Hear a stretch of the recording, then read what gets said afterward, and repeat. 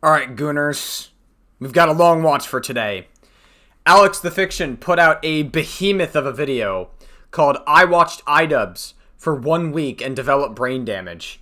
Alex, before I begin this video, I just want to say kudos to you because you really took one for the team. You decided to watch iDubbbz for a week so we wouldn't have to. My god, I can't imagine the horrific things that are going on in your brain. I think iDubbbz should be able to pay for all of your insurance for healthcare so that way you could get repairs on the damages to your brain. iDubbbz should be able to pay it, but at this point iDubbbz can barely pay for himself. The OnlyFans that Anisa has is hardly making any money anyways, so maybe that's what this is. Maybe Alex the Fiction is conspiring with Ian and Anisa, and this is all one big giant plug for Anisa's OnlyFans, this whole thing. What do you guys think? Is that what's happening? I think that's what's happening. I don't know. I don't think that's a far-fetched theory to have whatsoever.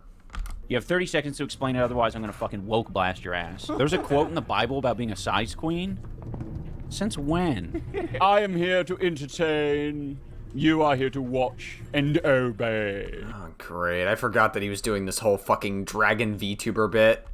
But now I'm kind of on the grind. Like, my plan is to eventually be doing this, have some years in the bank of streaming straight. Whoa, I'm gonna be networking myself with Hassan and Denims and everybody in Hassan's orbit. Even though I betrayed the only friend that stuck up for me on the internet, I betrayed him just so I could go to Hassan. Not even Hassan wants anything to do with me. It's honestly pathetic. It really is pathetic how Ian has fallen. I'm streaming straight right now. I just mean to say streaming straight and streaming without a break. What's that word? When people ask if someone's got, like, pants on or something? Like, this guy lacks all personality. He is also not talented. He's not doing anything interesting at all.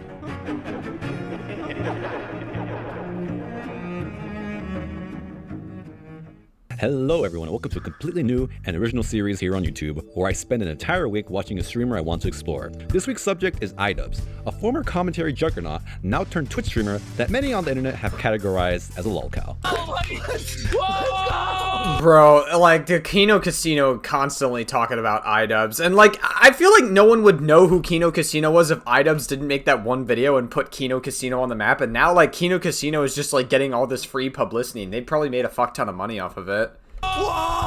Now, I'm going to be honest right out of the gate, I'm not a big fan of iDubbbz. In fact, I kind of detest this greasy fuck. I made fun of him on my channel several times before already. What? I thought you liked iDubbbz, Alex. I thought you were the biggest fan. Again, you're trying to promote Anisa's OnlyFans at the end of the day. Come on now. And then he's fucking begging on stream. Like, guys, don't give me the Prime. I need the real subscription.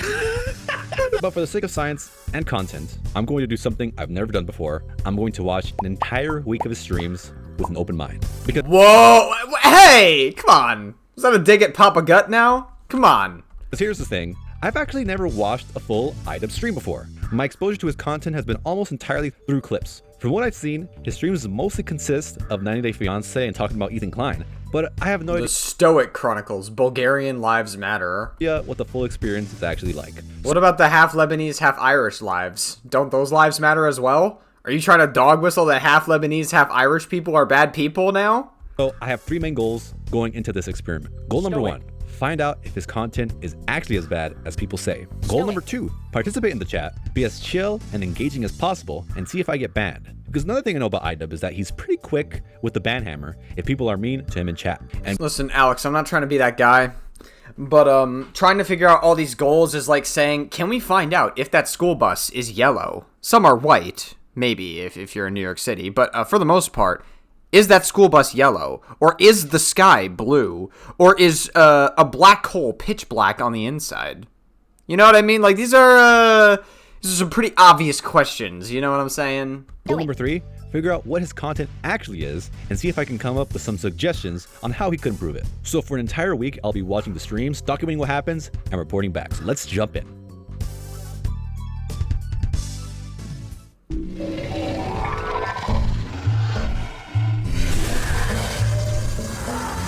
Whoa, he takes flight. He turns into a dragon. Hello, dear viewer. I am the Scorched Cashew, and I am here to tell you that iDubbbz is a little cock. That's right. That's right. Whoa! Did fucking Alex the Fiction get a VTuber program working? Look at my head. Look at my head. The fucking that looks like the Jimmy Neutron transitions. Greetings. Vaguely remember those. Greetings and salutations. Kind of a wild first stream. Bro, holy fuck! I'm bored already. Dude, we're fucking. I can't do this, Alex. I can't do this for 2 fucking hours. I'm bored already. Like we're 3 minutes and 20 seconds in. I'm bored already. He's like greetings and salutations. I'm like, dear God. To jump into because this is the stream where iDubbbz dips his toes into VTubing as a dragon. So, Hey man, you know the only place we're really gonna see him dip his toes into anything is OnlyFans. He's dipping his toes into a lot of different things on the Anisa OnlyFans.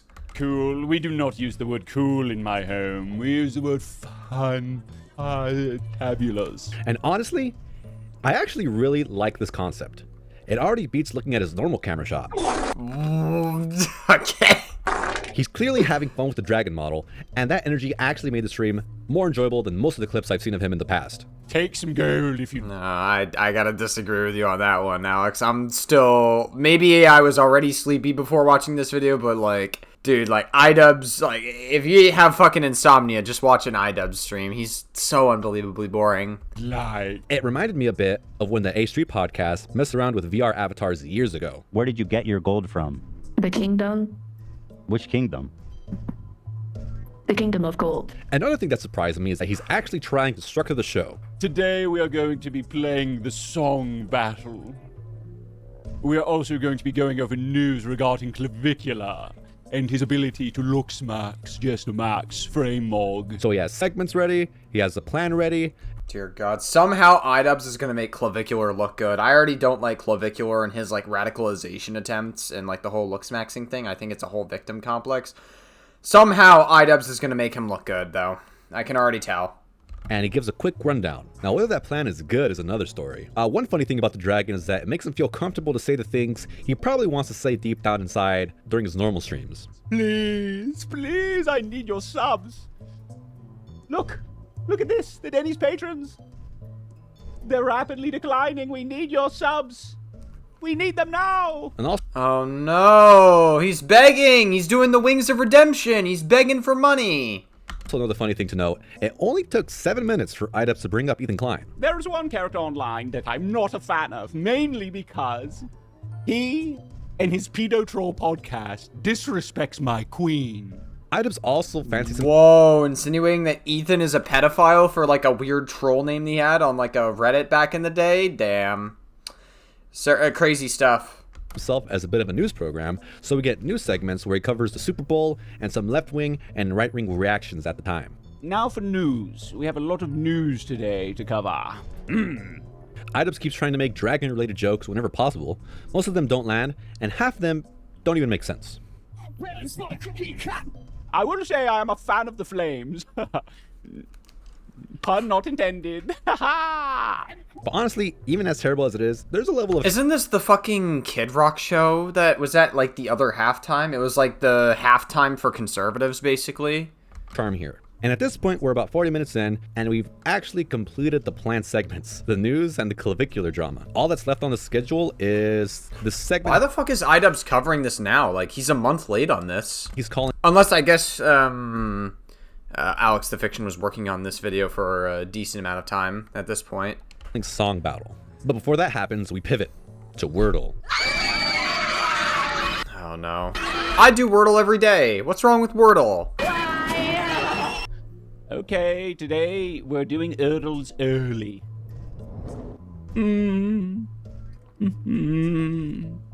I should also mention this is actually around the time I joined the live stream. Good afternoon, Alex the Fiction. The name isn't Smoke. The name is... Wait, good afternoon, Alex the Fiction. Legume. And I was having a good time. And I even personally play Wordle myself every now and then. Anyways, the Dude, I play Wordle every fucking day. Get on the same game as me, Alex. Wordle segment continues, and the silence during the Wordle segment starts to make iDubbbz uncomfortable. So we now begin. Dude, what a fucking idiot. Can I just say, bro, how do you go from... The strategy that iDubbbz is using is terrible. Guys, don't ever do this in Wordle. Don't ever unless you have like tons of letters that you already have information of. If you just have dead letter, dead letter, dead letter, dead letter, and then a yellow letter, you don't fucking guess Ember. That's 2 E's. You're wasting a guess when you could get more information. Like, you may not think it makes a big deal when you use different letters, but it actually does. Don't do this in your Wordle games, dude. Like, you're fucking yourself over, bro. Idubbbz has a humiliation kink even in his Wordle games. In his Wordle games that I'm witnessing, he has a humiliation kink. Guys, bro, somebody get Ian a fucking therapist or something. Like, I get that healthcare is, like, ass, and, like, it's massively expensive, and Ian can't afford it, but, like, somebody get him therapy. Bro, he has, like, the biggest humiliation kink on the fucking planet. In his use of copy. Bro, this is what Anisa did to him. Copyrighted music. That's a big word for Elmo. Damn. Welcome to the Cum Zone. Then he proceeds to play another daily puzzle game. All right, connections time. And at this point, I'm starting to get pretty bored. But thankfully, I'm playing RimWorld on the side to keep me somewhat engaged and entertained while I watch some Idubbbz. Whoa. So I thought one Wordle was fine, but now we're doing connections, and I'm realizing this might be pretty much the entire stream. And also, somewhere during the stretch, just between... I want to see, will I catch myself in the chat? Can I, am I going to appear in the chat for Alex streaming? Wordle... Are we going to get the free Iconismus shout out here? And connections, one of the mods ended up banning me. All I was trying to do was make more fire pun and dragon puns. I was actually having fun with the dragon concept, but I think either his mods got tired of me trying to make dragon puns, or they recognized my username. You know, but, you know, just like snark this, H3 that, whatever. And it's just like, I need to... Bro, what the fuck am I looking at? This is one of his mods, bro. He's got, like, the shaving head, and he's barely got, like, hair growing on the side. Dude, I'm not trying to be an asshole, but, like, you ever see cartoon images of babies who only have, like, a few strands of hair at the very top of their head? Doesn't matter if it's a boy, doesn't matter if it's a girl. That's the vibe I'm getting here, except the strands are growing on the side of his head. What is happening, bro? Bro, everybody has a humiliation king in Idubbbz's audience. Breathe, for Christ's sake. Humiliation kinks are the new COVID, basically. They're contagious. You know, I'm just trying to get some air in there, and so I've just been cutting off a little bit at a time. We'll see how it's going. At one point, Idubbbz starts complaining about his VR program because it's not... I don't know. I probably... I would assume that, like, his mods are super paranoid about people trolling Idubbbz, so they probably did some research on Alex the Fiction, and then they just banned the shit. They banned him. Tracking his eyes correctly, but I think Idubbbz forgot to realize that he actually has a lazy eye. It honestly drunkifies his eyeballs, because I'm, like, trying to get it straight. Whoa. And they're auto making one eye very droopy and closed. He cycles through several different avatar models, but eventually he returns to his favorite, the dragon. Doctor here, doctor. I'm a doctor here, doctor. Dispenser going up. Sandwich! Sandwich! Oh my god, Idubbbz used to be a fucking TF2 player. I'm the Joker. It's so ugly, dude. Oh my goodness. I'm the burnt peanut. Ah, whoa, crazy. Don't worry, everyone. I'm back. Which I'm genuinely more happy about, because the dragon is easily the best part of the stream so far. Oh, God, he's so boring. Quite possibly the only part I've actually enjoyed. And unfortunately, we still got a few hours left here. And then it happened. They fucking torture people out in the regime of Iran with the dragon, with fucking Idubbbz streams, I swear to God. Like, more than anything else. Another daily game. Okay, we really should do Lord of the Ringles. You've got to be kidding. I'm convinced this is how the Holy Roman Empire rose to power. Is they just fucking took over locations, or they took over geographic areas by just playing a bunch of Idubbbz streams. They time traveled into the future and went back in time to get footage of Idubbbz just to bore the shit out of everybody, and then they fell asleep, and they easily took over that way. Another one.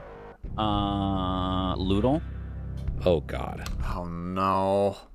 All right, let's see if my dragon knowledge, my dragon eyes can spot a face from a famous human. And I start to question, is every stream like this? Now let's see how well I know. Wait, hold on. Let me see. From a famous human. Is this Cillian Murphy from, whatchamacallit? The Oppenheimer film or whatever? Is that him? And I start to question, is every stream like this?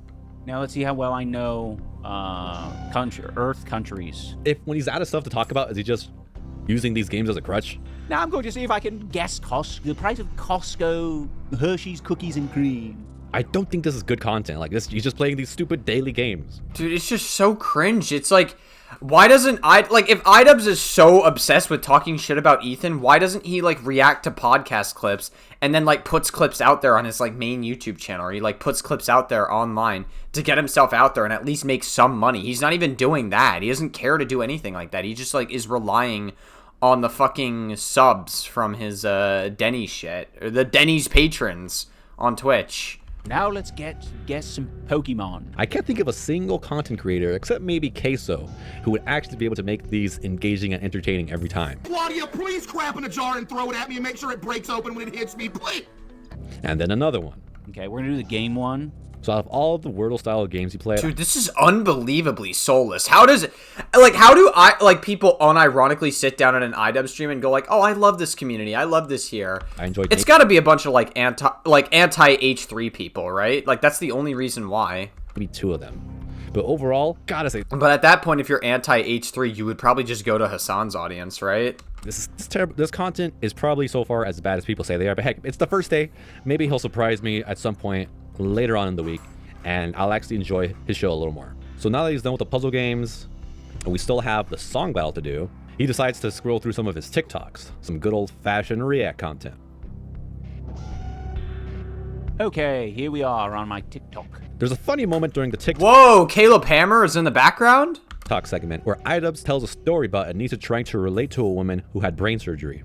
Oh, I thought this was super interesting. This woman is showcasing when she got brain surgery, like after her brain surgery, how much of a challenge it was to learn how to speak again. And iDubbbz can find that relatable considering his CTE from boxing, I guess. It's so crazy. Anisa was saying like, hey, iDubbbz is just thinking to himself, damn, if only this were me. If only I could recover from my terrible CTE that I got from getting punched so hard in the head. Kind of feels like because the electrons in my brain are just they ain't working properly. They ain't firing off like they used to. Honestly, after even something like a serious concussion. The irony of Anisa or Ian being experts on the brain, I find pretty funny. Oh, I thought this was super woke. I'm the super woke dragon, dark woke, and this spoke to me. And there's one interesting point of self-awareness I thought was really interesting. How he mentions that, to a degree, all influencers are audience captured. It's just one of those things where I imagine most VTubers are in general just pretty, I don't know.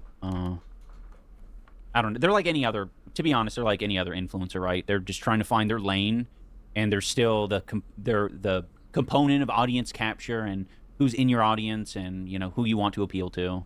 Also, it's interesting because, like, isn't iDubbbz technically, like, for a while he was, like, audience captured into, like, edgy motherfuckers back in the day. That's, like, his own thing. Maybe he's, like, projecting how he used to do content because, like, the way he put himself out there for years was just, like, tons of edgy content. And obviously iDubbbz doesn't want to do edgy content. I don't even think that's why most people stopped liking iDubbbz. I thought it was a lot funnier during the edgy days, but I get it. Like, times are different. Like, things are different. He doesn't want to do edgy content. I don't think that's what most people have a problem with. It's the fact that, like, he disavowed all of his old content and all the people that watched his old content. And then he disavowed, like, tons of other people that were, like, just being fucking for no reason. And he was, like, constantly looking for good boy points. And then eventually he made a dog shit hit piece on Ethan Klein in an event that was being funded by Ethan Klein. So, like, iDubbbz just, like, shot himself in the foot at every opportunity he could get. And, like, now he's just, like, a nobody. Not even Hassan, who he tried to run off to and try to be friends with, basically. Like, not even Hassan wants anything to do with him anymore. Like, he's just that pathetic because people just fucking hate iDubbbz so much. This is not the first time in the stream, but it's the first time I'm going to point it out.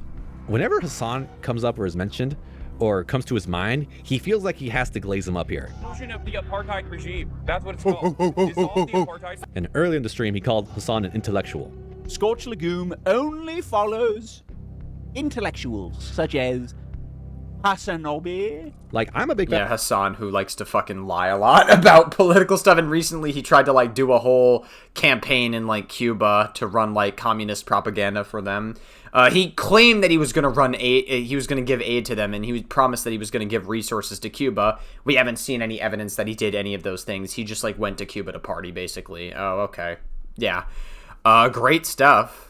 Of Ethan Klein, but whenever Ethan Klein comes up or I'm talking about him, I'm not spouting out on about how much I love Ethan Klein. It's just weird. Eventually he starts browsing games on Steam, And finally, we arrived at the big segment song battle.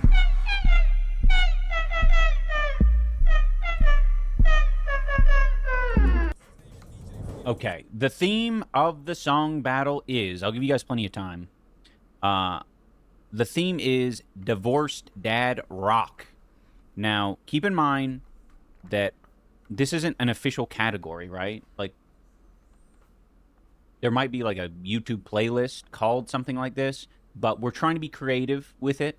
So submit something that is the vibe. God, it's so soulless.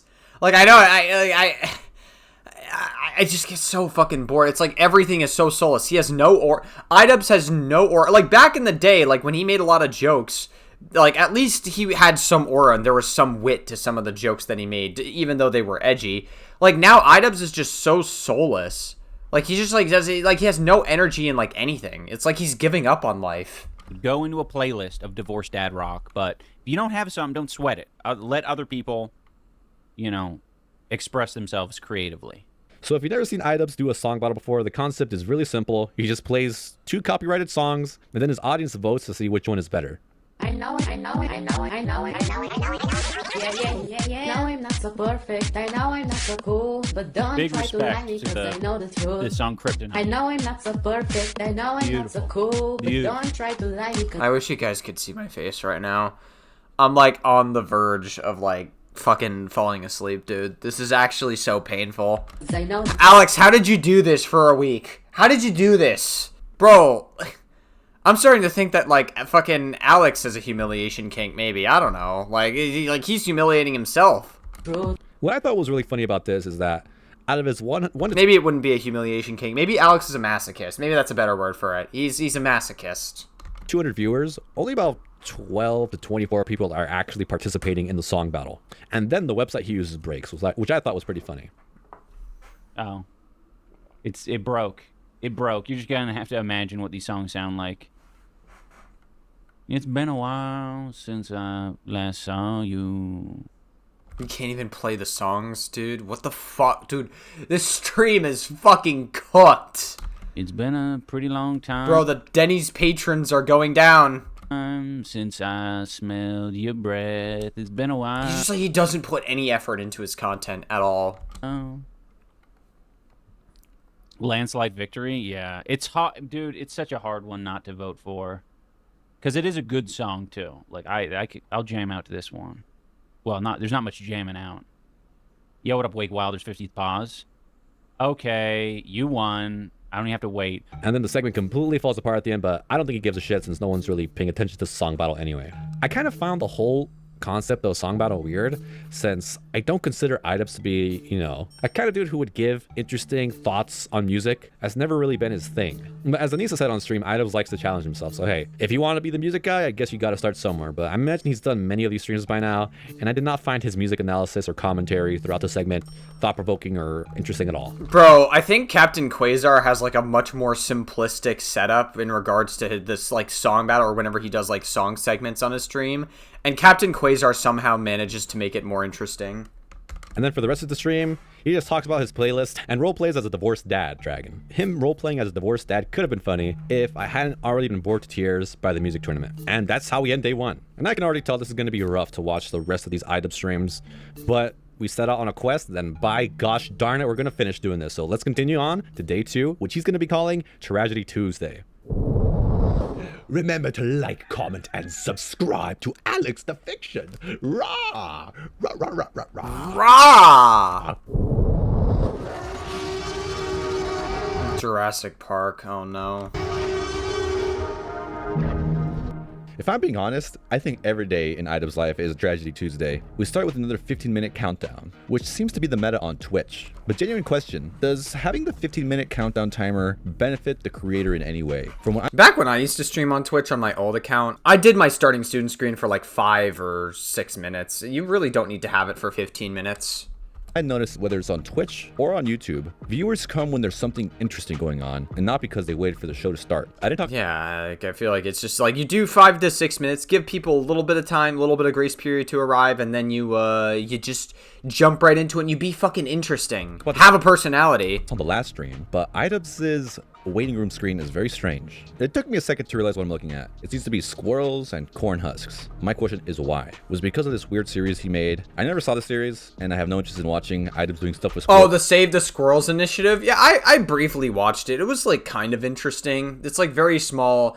I mean, this was back during, like, iDubbbz's old days, and this was back when I really, really enjoyed iDubbbz's content, because I thought, yeah, you know, the Save the Squirrels initiative, it's, like, kind of interesting.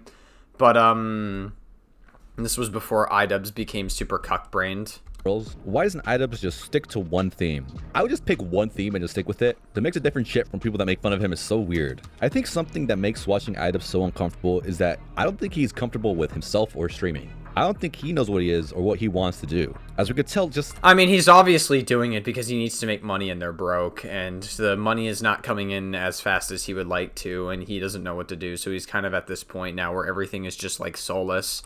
He just doesn't have it in him to put himself on the internet anymore. By last stream alone, because he's been so humiliated. It was just all such a clusterfuck.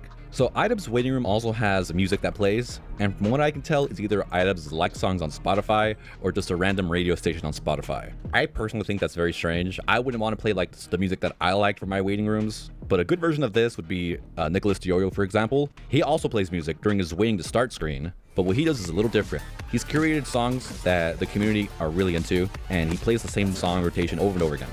Well, a lot of people really like Nicholas Diorio because he's just a, I mean, he's the go-to for a lot of people's drama coverage. You know, like, I would say Nicholas Diorio, for the most part, is fairly normal when talking about situations. I mean, like, nowadays, it's just been, like, Ethan and iDubbbz shit. Like, that's kind of just been, like, a majority of Nicholas Diorio segments, which is fine, by the way. I have no problem with Nicholas Diorio doing that. Like, it's kind of, like, there's endless content you can make off of those. Me, personally, I'm kind of just bored of it, though, because it's been the same shit again and again and again. Like, I don't mind reacting to an Ethan Klein hit piece once a while. I don't mind reacting to some iDubbbz shit here and there. But it's just like, I don't know, I'm kind of just tired of it, because it's like the same drama that, like, nothing new happens. It's like the same shit over and over again. I want new shit to talk about. Pretty sure there's at least a few hundred people that come just to hear the song at the start of the stream, and the chat goes pretty crazy for when certain songs pop off. Even my waiting to start screens consist of music from the community.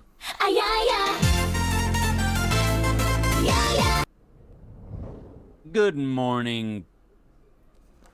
Oh my god, what the fuck is that? Well, roughly around this area is going to be the thumbnail picture, that's for sure. What the fuck? Dude, he looks like an alien! Dude, his eye is, like, not even proportionate to the other eye. Look at this! Look at what's happening! Oh my god! What the fuck? Peasants. Good morning. Probably looks like I'm taking a shit. Good morning, peasants. What the hell is wrong with you, iDubbbz? After staring at the dragon avatar for an entire stream, it is legitimately painful to go back to looking at this weird, light bulb-shaped human with his ugly ass. True. I was gonna be like, wow, Alex, that's kind of mean, but also that's kind of true, so. Polo and his stupid ass hair. And new record, it only took 2 minutes. Hey man, what's your hair, Alex? Show your hair. For the No, I'm just kidding. I'm just kidding. Alex's hair is obviously better. Like, if you look at Ian's hair, I was about to say it's comparable to Asmongold's hair, but I don't think Asmongold washes his hair either. They both got the dirty hair syndrome. Pedo Troll shows up in conversation. Denim's just watching my edited PT, mocking her on stream, and I'm so happy. Oh, hell yeah. Oh, hell yeah. Hell yeah, Denims, you love me? Get Hassan to notice me so I could glaze him up. Hassan loves me. Then starts talking about his content strategy. Also, this is uncomfortable. Alex, never do this again. Don't ever fucking zoom in on iDubbbz's face like this. It's making me, like... It's giving me, like, a reverse boner. It's, like, retracting into my body and into my bladder. Like, never show this again, please. Strategy about streaming more. But now I'm kind of on the grind. Like, my plan is to eventually be doing this, have some years in the bank of streaming straight. I'm streaming straight right now. I just mean to say streaming straight and streaming without a break. I don't really understand what he means. He says he wants to stream more without breaks, but does that mean streaming 7 days a week? Because it already feels like he streams too much. Then, of course, he starts talking more about Ethan Klein. The dude had one of his worst performing days, weighted by his past Monday performances, and he was on one. Yeah. His worst performing days? Are you talking about worst performing in terms of views? Ian, you are struggling when it comes to subscribers and views. Like, even on Ethan's worst, if you're talking about view-wise, on Ethan's worst day, he still does better than you. Like, you're pathetic. You don't have anything, Ian. Yesterday's episode was bad. He was absolutely vile to Denims and Casey Tron again, even threatening Casey Tron with legal action again. He gets weirdly giddy about it. He's definitely obsessed with Ethan. I mean, sure, people can say that Ethan is obsessed with covering iDubbbz. That's a fair criticism to make. But Ian will be kidding himself as if he thinks he's also not at least as obsessed with Ethan as he is of him. And you just know that Anisa, Ian, and their entire circle of haters are just watching every second of the H3 podcast, even when they're not talking about them. Chat asks what the haters thought about the dragon. iDubbbz says he has no idea, but I do. Any metrics on what the freaks thought of the dragon? Papa Gut said it was amusing. Asshole.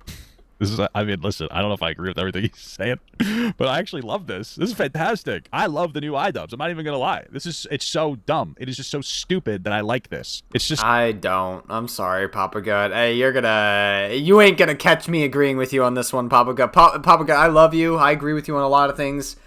You ain't gonna catch me agreeing with you on this one. iDubbbz is just so soulless and boring, even with the Dragon VTuber set. So dumb. Nicholas Diorio also seemed to enjoy. Even so, other people might disagree with me. They might think that the dragon thing is interesting. In which case, why doesn't iDubbbz fucking do clips and post it everywhere? Get himself out there.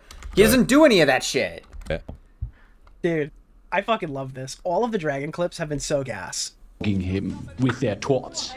Dude, the accent is awesome. I think it really enhances the persona. I'm the persona, even. Scaly. And someone like Les was very confused by it. Is iDubbbz now a dragon VTuber? Does iDubbbz not know what VTubing means? Holy shit, this is stupid. Why does he look like this? This is such an ugly dragon. Okay, like, what is this? Does iDubbbz not know what VTubing is? In fact... I mean, VTubers could be, like, remotely anything. Like, you think Burnt Peanut is technically a VTuber, even though I think he's a little bit, like, he's just not for me. Like, I feel like his energy is, like, kind of strange. He also hangs out with Nick Merckx, who is not a particular fan of trans people, as we know. But, I mean, it's not that deep. I wouldn't say I, like, hate Burnt Peanut or anything. I haven't seen anything that would, like, get me to think Burnt Peanut's, like, a horrific human being. I'm going to do him one better. I feel like that technically is a VTuber, no? I'm going to take the #1 VTuber and the #2 VTuber, and I'm... What the fuck are these models? Oh, I know this is Iron Mouse. I know the one on the right. I don't know who the one on the left is. I don't know. The one on the left makes me uncomfortable. I don't know. I'm going to combine them into one image for him. Oh. I don't know. Look at this. Oh my god. Would you rather donate to this or this? Hello, iDubbbz. Z. I am your new VTuber avatar. Ooh. Whoa. What is he doing? Like this? Like, imagine you look like this. Imagine you look like iDubbbz, and every other VTuber looks like this. And I'm pretty sure H3 also felt like it was pretty silly.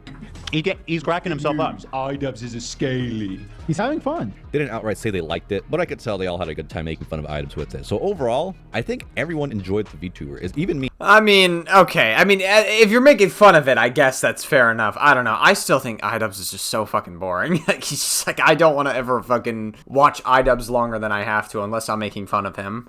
Like I said last time, the energy and vibes were way better than whatever the hell is going on my screen right now. iDubbbz is questioning if he gets the same level of hate as some of the women content creators in his space, but I gotta say, I feel like iDubbbz definitely gets it more, or at the very least, hating on iDubbbz seems to be a lot more profitable these days compared to anyone else in Hassan's sphere. No, I don't have any metrics, because the thing is, I have to look for that shit, and it's not good for my mental health to be seeking it out. If it comes across my page, fine, that's fun, but I have some methods of, like, what do you call it? People who it can get filtered through. You know what I mean? Okay, dude. Ian says he gets his criticism. I'm surprised he's even able to comprehend what metrics are given his CTE. Like, the fact that he can even comprehend that is like, honestly, like 3 miracles that happened at once there. Filtered through others, which makes me think this is basically his filter. For the next few minutes, he talks about an old World of Warcraft guild where people would pick feminine-looking characters, and even though he says he's not opposed to it, then explains why he is opposed to it. I'm trying to think. It just reminds me, like, I'm not opposed to people playing the opposite gender in video games or anything like that, but man, there was like a big crossover with the weirdest fucking guys, like, in my WoW guild when I was growing up, with them having women characters. Bro, I would have women characters. I do a little bit of gender bending here and there. I don't think it's that big of a deal. They were always super fucking weird. Okay, maybe I'm a weirdo, I guess. Damn. That's crazy. And I think they were really horny. You got a problem with that? I don't know what it is. Got a fucking problem with that? Like, it could be, I could be looking too deep into it, but it could also be that they wanted some, I feel like for some of them, maybe a minority of them, it could be that they want a sense of control, and the most control that they can get is making a woman in a video game that they could literally control. Damn. Guys, if you've ever played Portal or Portal 2, you have now engaged in an act of controlling women. Guys, look at that. The main protagonist in Portal is a woman. You are controlling a woman. If you've ever played Life is Strange 1, you have engaged in an act of trying to be controlling to other women. That's crazy. I don't believe that's a very woke take from Mr. Woke. He does later correct himself why it's not problematic for anyone to pick pretty much whatever character they want to express themselves. Then he says something you never really want to hear from a streamer. He admits that he's phoning it in today. Today, I'm phoning it in a little bit, right? Like, I'm not doing anything special, but who knows? Maybe I'll have a brain blast midstream. Nothing inspires confidence like, hey guys, this stream might suck. Maybe it'll get better later. Fantastic pitch, Idubs. Fantastic pitch. Then someone in chat makes a weird joke. Then they spend the next 8 minutes debating whether to ban him or not. Like, it's really not that complicated, dude. Just check their chat history to see if they're a troll, ban them, and if they don't have a history of being an asshole, just move on. You don't have to flip out every time you interpret something you think might be annoying. What the hell does that mean, John Diaper? Explain yourself, John Diaper. You have 30 seconds. Explain that joke that I'm going to assume that it's a joke. You have 30 seconds to explain it, otherwise I'm going to fucking woke blast your ass. All right. This is what John Diaper said. I asked John Diaper what he meant by that initial comment. What is this Jurassic Park reference? Honestly, I want to know. You're saying you stole that line from what? From a 90s sitcom? There's an episode of Boy Meets World where someone said that to a girl. Bro, he's taking way too fucking long to figure this out. I'm on 1.25 times speed and he's taking fucking forever to figure it out, dude. Played basketball. Not everybody is a troll. Dude, he's like so paranoid about trolls. This guy just seems like he was making a normal joke. All right, well. And like Alex said, you could just check the chat history to see if they're like a bad faith actor. Look it up right now. I'll look it up right now. Boy Meets World Basketball Dinosaur. Oh, like a T-Rex kind of thing? It could maybe be a T-Rex thing, like you're not... Interesting. I'm going to be real, I think Diverman is innocent. I think you might be right. Interesting. I was hoping to find the episode, though, to really take him to court. The plot thickens? Yeah, we got to find out. I'll just say this, John Diaper. Because you barely knew what it was from, not a safe thing to reference something that you can't even pull from your own brain, and no one else in chat is like, oh yeah, I know that one. Oh yeah, that's a classic. I'm just saying for your own benefit, for the future. Then they start discussing the gender... Bro. Wait, I'm sorry. Bro. You're like purity testing somebody when you fucking... Wait, I'm sorry. You're purity testing someone being like, hey, don't reference something that you don't know because it could be a bad thing and nobody else gets. It's like, bro, what? Bro, Idubs, I'm about to purity test the fuck out of you. You have a Starbucks cup. Isn't Starbucks like been like the #1 business that's been on the fucking BDS list for Israel-Palestine? You have a Starbucks mug. What are you talking about? Bro, you want to go down this purity testing road. I will go down this purity testing road. You have a Starbucks mug, fucker. Of Big Bird, which is such a weird thing to debate. Bro, I mean, I guess they don't particularly care about it. Hassan was drinking... He can't stop drinking a soda for the BDS list either, so... As a kid, I never thought about the gender of the Sesame Street characters because they're puppets. Wait, Big Bird is a she/her? Really? I didn't know that. I thought he was an old, awkward dude. An old, awkward white guy. Anisa chimes in and tries to interpret Big Bird as a girl, I think just because she wants Big Bird to be a girl. I think Anisa's shouting, no, Big Bird's a girl. Did you say Big Bird's a girl? Okay, she says Big Bird's a girl. Is Big Bird a boy or a girl? Sorry. AI Overview is saying male, gender male. Dude, I fucking can't, bro. How long is this? It's 27 minutes and 27 and a half minutes, bro. He's so fucking boring. I don't know, guys. What do we do? I mean, we're obviously gonna sort through it. Like, Alex the Fiction went through all this trouble to make this video, so we're gonna support him in every way we can. But like, Jesus fucking Christ, this is so unbelievably boring. He's just like fucking, like, there's no aura on iDubbbz in any way. You're wrong. You're wrong. But canonically, you're on, baby. As iDubbbz even explains, Big Bird is a 6-year-old boy. Not that it matters, it's a children's show, and kids wouldn't really care about that either way. Well, conservatives would disagree. They would say that if a trans character was in Big Bird, they would say that kids are getting groomed into believing trans ideology, which is obvious bullshit. Gotta talk about trans people, you know, like we have a pedophile president. Like, guys, what's the bigger issue? Having a pedophile president that is a fucking threat to this country and all of our allies, or trans characters in a fucking TV show for kids? Wow. It's time for a recurring segment where iDubbbz reacts to TikToks. iDubbbz claims that TikToks are educational, but then admits that he didn't actually learn anything, and in fact, he's actually spreading misinformation. That was also just educational for me. I had no idea that Coldplay were from, or the Rolling Stones are from Liverpool. And Coldplay was from, I don't know where he said, I forget. Asmund Goldfish brain. Google is wrong. It clearly states that the Rolling Stones aren't from Liverpool, and they were formed in London. Isn't Liverpool in, like... Oh, well, okay, yeah. I thought Liverpool was, like, not that far from London. And Liverpool is approximately 212 miles away from London. I don't know shit about the Rolling Stones or Coldplay, but the way iDubbbz was talking about it, I just fucking knew he was wrong. He just sounded so stupid in trying to explain it. And if you're curious, let's see where Coldplay is from. And Coldplay is also from London. It does strike me funny that someone as basic and lame as iDubbbz wants to know about Coldplay fun facts, because that's very, very iDubbbz coded. You know, iDubbbz is probably Coldplay's #1 fan. And it's so funny to me that the Coldplay fan is the guy hosting a music show. Like, you know you're gonna get the most basic ass, lame ass music takes you've ever heard from a person. Next. Okay, I'm gonna be real with you. Coldplay's older music slaps. Their newer stuff is not as good, but they occasionally, like, release a banger once in a while. They're not as good nowadays, but back in the day, Coldplay was the shit. Like, they were good. You know, but like, Alex is like, you're basic if you like Coldplay. Man, Alex, you're a snob. All right, like, quit being a music snob. iDubbbz becomes very invested in an Austin Powers impersonator. Let's see what your playlist is like, Alex. Come on, show me your playlist. I'm gonna judge you for your music tastes. Sure. Usually music played, you know, the song. Yes. And I come in and say, oh yeah, man, yeah. So how's everybody? Bro, this guy, thankfully, this Austin Powers impersonator has more aura than iDubbbz is. At least we have some entertainment. Today, man, this is great. So transformative, Ian. He's just smiling at the video. It's so good. Oh, behave. Oh, I fell over again. Guys, this is the most transformative video I've ever seen in my entire life. Look at him. He's just smiling. He's smiling. We can see the golden tooth here. Look at this. Oh, you make a lovely couple.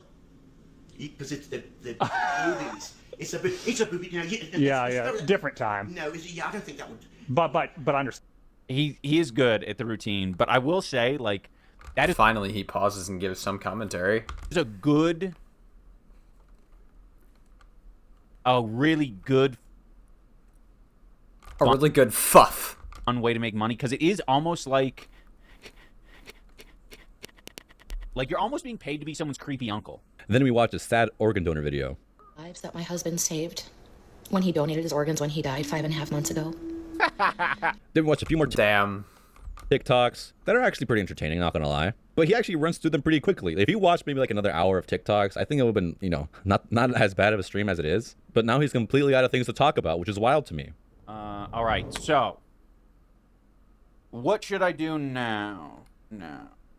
I just can't imagine doing this full time and running out of material. It kind of suggests the community isn't sending many good suggestions, or he doesn't have a way to filter suggestions, or he doesn't even receive suggestions from people. Oh, I also wanted to showcase this head movement where I think he looked really funny. But there's a guy on Countdown.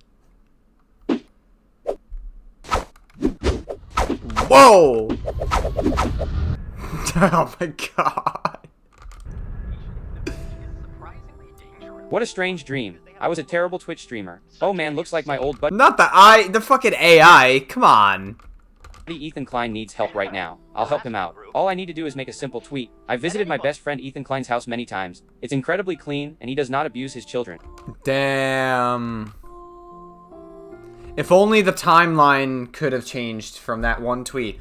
All Ian had to do was be like, hey, I don't support calling CPS on Ethan, but I don't want to get involved in drama. I just don't support it. Obviously, it's a step too far. Just, like, disavow all the, like, objectively bad shit that happened to Ethan Klein. That's all he had to do. And then, like, not get involved in the rest of it. That's all he had to do. Instead, he just decided to fucking guzzle Hassan as much as possible because he just hated Ethan. And because, like, optically, I guess it looked bad to be around Ethan Klein, I guess. Thank you, Ian. Another hater pops up onto the stream. Big Cams is fine for now. I'll keep an eye on him.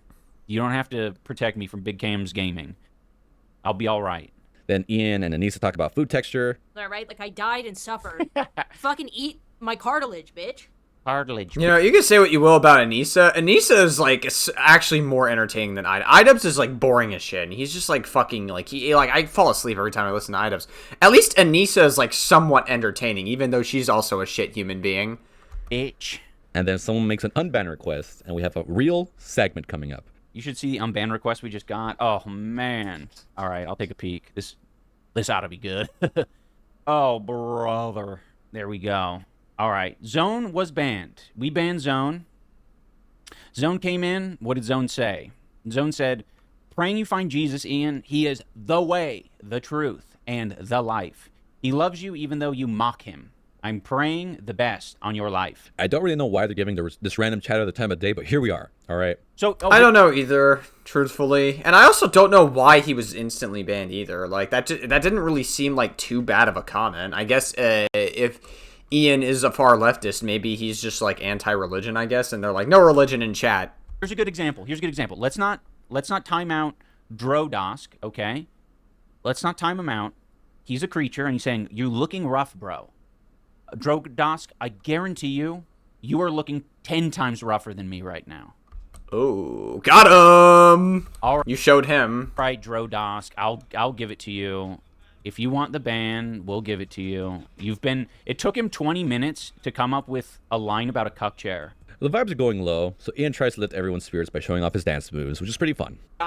It looks like he's really using his hands to, like, counterbalance the movement of the leg. And then he starts talking about the Super Bowl. All right. It's been enough time. We're going to do the Erdles. Oh, no. Great. The Wordles again. Oh, no. The Erdles. You know, after watching the, I guess, like, after seeing that this is, like, a common occurrence with Ian, I guess I can understand why Alex has that edit of the Wordle. He doesn't even sound excited to do them. And he does about 5. Bro, he did it again! He doesn't even sound excited. Dance. Dude, you're doing it again! You're, like, using the double letters of the E. Bro, stop doing this shit unless you know for sure it's that. Like, obviously, you have a little more information here, but you still want to eliminate more letters. What are we doing? Stop doing this, bro. To do them. And he does about 5 of them. And I sped this part up by about 5,000%, and it was still way too long. Why would I watch him stream the Erdles twice in a row, man? Wouldn't it be more fun if I just did these myself? Even H3, when they used to do the daily games, they would only do it once a week. Even when I tried them out on stream, I only ever did them once. It was fun one time, maybe once a week max, but 2 days in a row is fucking brutal, man. And the amount of them that you do too is insane. Then it's time for news segment. Is there anything... We didn't actually talk about news at the beginning. Is there any interesting news happening that I'm not keyed into? Except Ian doesn't know what the news is. He's really, like, he wasn't kidding when he said... Damn, just went into the stream unprepared. He's like, fuck it, we're gonna freestyle it. No wonder he's so boring.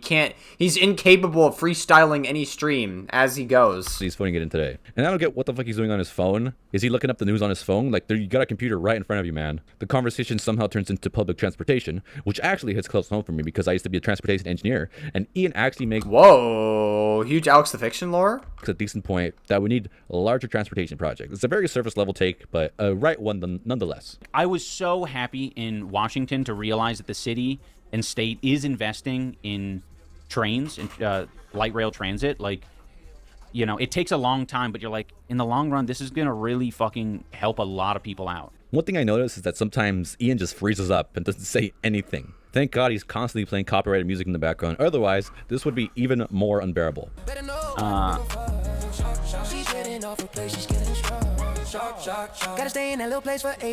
Shock my dog. I can't stop. Damn. She getting up, I can't allow her.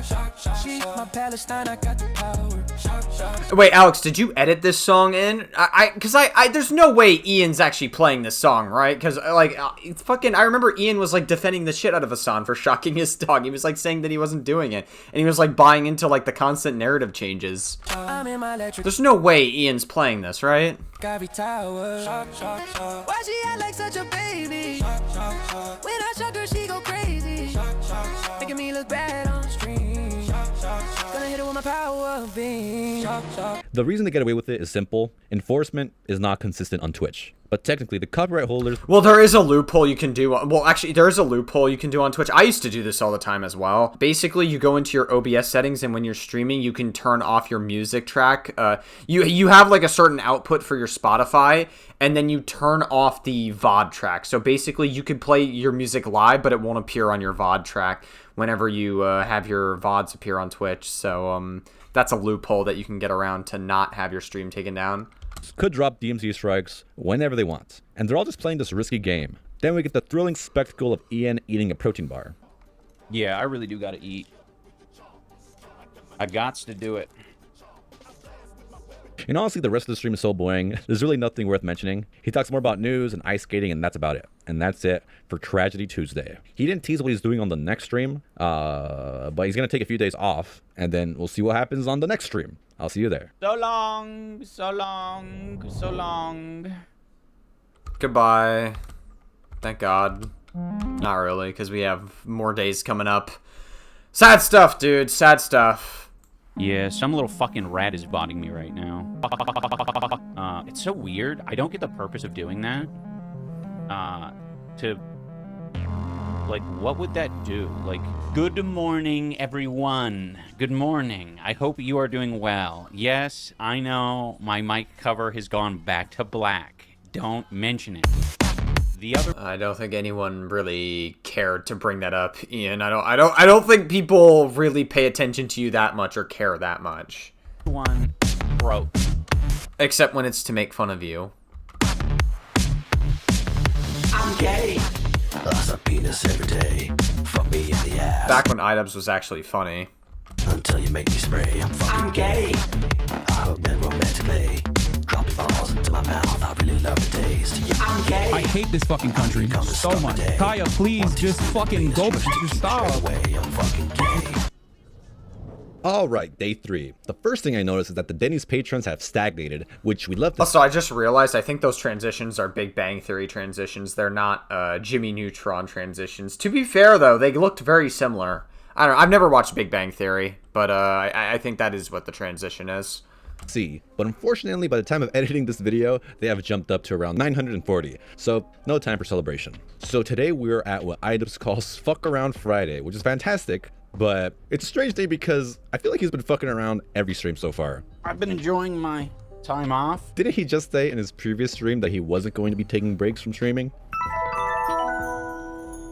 But now I'm kind of on the grind. Like, my plan is to eventually be doing this. I have some years in the bank of streaming straight. I'm streaming straight right now. I just mean to say streaming straight and streaming without a break. Also, Damn, the CTE is really doing numbers on him. I saw his last stream from start to finish, and I don't remember at any point he said he was going to take a break, but here we are. It's possible I missed it. I only watched it once, and also a little bit through the video editing process, but I swear I don't remember him saying that. He starts the stream by doing a bit. Han says, where the fuck are you? In my room? How do I say this without being mean? Because I really wanted to say, right there, I really wanted to say, dipshit. In my room, dip. Damn, I thought he was going to say the N-word like the good old days. No, I'm just kidding. I'm just kidding. I'm just kidding. Shit. I'm obviously joking. Listen, I'm in my room. Notice anything? I'll spoil it for you because the chat figured it out within a minute. iDubbbz is in front of a green screen, but I suppose the dead giveaway is the fucked up mic arm. iDubbbz starts the stream by talking about his break, and he discusses his frustrations with it. Okay, first and foremost, what did I do while I was away? on my weekend? I will give you points if you try to remember, or if you actually do remember it. Well, I spent my weekend going to therapy. Whoa, therapy! One session. I've done. Gay. No, I'm just kidding. Well, this is my second session. It was good. Oh, a second session? What the fuck? What do you mean? Like you weren't going to therapy all that other time? Just more fucking talking. It's pissing me off. I think a therapist should be given some sort of government-made brain control fixing devices. They should be able to hold some shit up to your head and be like, how does that feel? And I'm like, better. So that was good. We're just getting warmed up. It's hard, right? Because all the Canadian therapists, they just don't know. They don't know my struggles. That's kind of why I decided to come to Canada in the first place, if I'm going to be completely 110% honest and transparent, is so I could be like a bigger victim in Canada. I'm like, yeah, sorry, you guys just can't relate to what I've been through. The US, it's just, yeah, you'll never get it. You can't get it. Sorry. You can read all the books that you want in the world. You're never going to understand my plight. So throughout iDubbbz's explanation about his frustrations, he has a goofy smile through it, so I honestly can't tell if he's joking during this first part. But check out what he says next. It kind of blew my mind. You walk around Canada all dark and mysterious, they don't get me. I actually do feel that way. Like, yeah, they don't fucking get me. Everyone's all happy guy looking ass around here, and it's like, you have nothing to be fucking happy about. The world's falling apart, dipshit.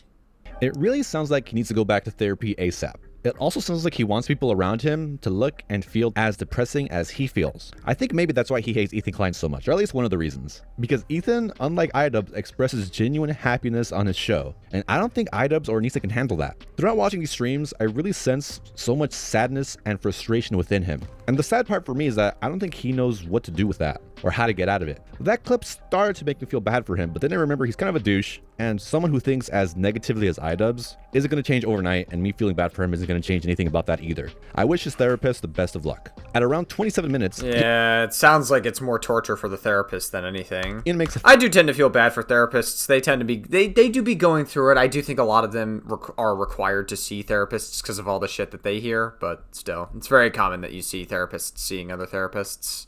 Funny movement that I wanted to showcase. I just knocked something over. Icox. This is the new Dark Souls DLC, Icox.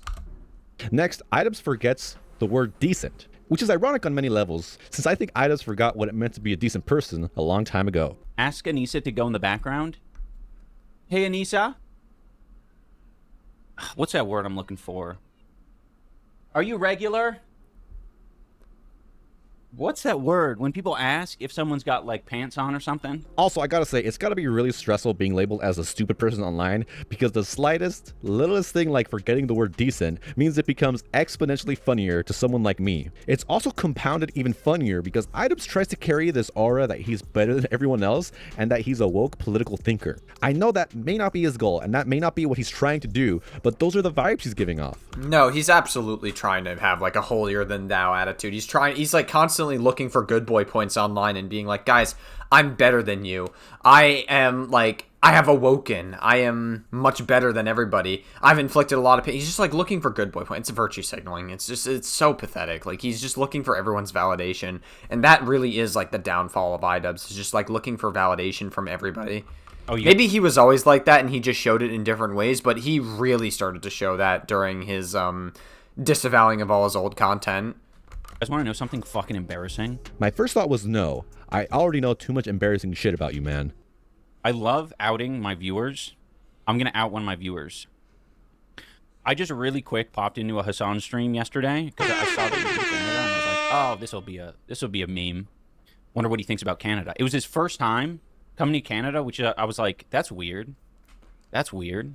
This dude's like fucking 50 or something and he's never been to Canada. Crazy. Anyway. Offside, this guy fucking sucks at telling a story. So what happened was, Ian was watching a Hassan stream. He recognizes a viewer in the stream, and then he sends the viewer a fake angry message. That's it. That's what he was trying to say here. Wow, what's the joke? Chatters was excited as to why he's doing a green screen and asks if Hassan is secretly behind him on the green screen. Is Hassan with you? No. That would be a cute, like, lead up. Like, where I have, like, a green screen or something, and... Because, again, Hassan wants absolutely nothing to do with Ian. Like, he wishes Hassan would be in the same room as him, but, like, Hassan...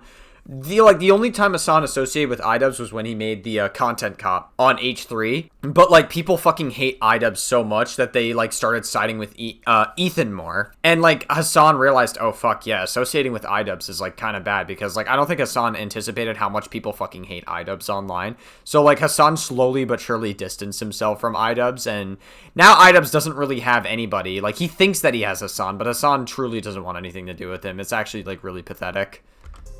And it's like a big reveal, but that's not what's happening here. It's really funny to me that Hassan would visit Canada and not make time for Ian. I have no idea where Hassan was staying, but I think it's funny regardless. I'm just going to imagine Hassan was staying in the same city as iDubbbz and decided to ignore him anyways. iDubbbz yet again reviews an angry Chatters history. Oh my god. That's one hell of a chat. Wait, let me look at the full chat history. I don't think I could see it. Show us? Oh, it wasn't anything super interesting. It was just them asking 1, 2, 3, 4, 5, 6 times this stream alone. They just like copied and pasted the same question. What do you think about the new Joji project, Pissing in the Wind? And they did that 6 times. There might be a deeper history, but on Chatterino, it only shows like the current, what do you call it? Session, I guess. Damn, Joji must be a throwback because he used to be friends with Filthy Frank. iDubbbz doesn't seem to care about any of those people because remembering Max Mofo, he missed Max Mofo's wedding because Anisa had a fucking tattoo appointment on the day of Max Mofo's wedding. Which is fucking crazy. Like, my guy, if you're friends with somebody and they have a wedding, that is like a once-in-a-lifetime thing to happen. Like, can't you reschedule your tattoo appointment, like, a couple days later, or, like, a week after, or 2 weeks after, or whenever the next available date is? Like, you're saying that you didn't want to attend a wedding because Anisa had a fucking tattoo appointment from, like, the hundreds of tattoos she already has. That's crazy to me. I mean, if he's not going to care about Max Mofo in that meaningful way, why would he care about Filthy Frank that way? Snark brain, snark brain. He's got snark brain. Right. Well, you do have snark brain, just to be clear. Here it is in all of its beauty. So they say, Ian, have you ever thought about getting a trade, becoming a plumber? Yes, electrician's apprentice. And then they say... An electrician's apprentice. That's old iDubbbz lore, no? Isn't that like a fucking Kickstarter crap lore? Listen, guys, I'll admit it. I used to be an iDubbbz fan. He was like one of my favorite... my favorite content creators back in the day when I was in like high school. I really enjoyed watching a lot of iDubbbz content. Like, I remember the whole, like, fucking, electrician's apprentice, like, lore. I think it was it on World of Warcraft? Like, when iDubbbz used to play World of Warcraft? I don't remember fully. Ian, do you know if Joji is still alive, or did the brain condition finally take him out? Blah, blah, blah. Hair cake, hair cake. Why is he even, like, showing this on stream? Like, why does he care so much? Go offline, start over. Do you still talk to Joji? Do you still talk to Joji? And then today... What do you think of the new Joji project? Joji. Hey, listen. I don't talk to Joji very often, so I couldn't tell you. iDubbbz reveals that the reason he's using the green screen is just to get experience with it. It's kind of silly because I feel like it's a waste just to, not even play around with the green screen while you're on stream. He's not really gaining much experience using it. And honestly, it's just a missed opportunity to have fun with the green screen, Yeah, like, of all the backgrounds you have, you choose, like, a generic-ass bedroom. Why can't you just, like, have, like, a background of, like, I don't know, fucking Elden Ring background or a Cyberpunk background or something. You can have fun with it. I don't know, dude. We'll say, though, it wasn't for nothing. I haven't used the green screen, really, so I just wanted to see what its capabilities are. I've logged that experience. Yeah, guys, I want to show you the capabilities of the green screen, and for the best thing I could come up with, I'm just going to have a background of a bedroom that I could just get anyways. Experience in my head. So now future projects are going to be... It's like, it's so boring of all the backgrounds you could have chosen. It's such a boring one. Easier.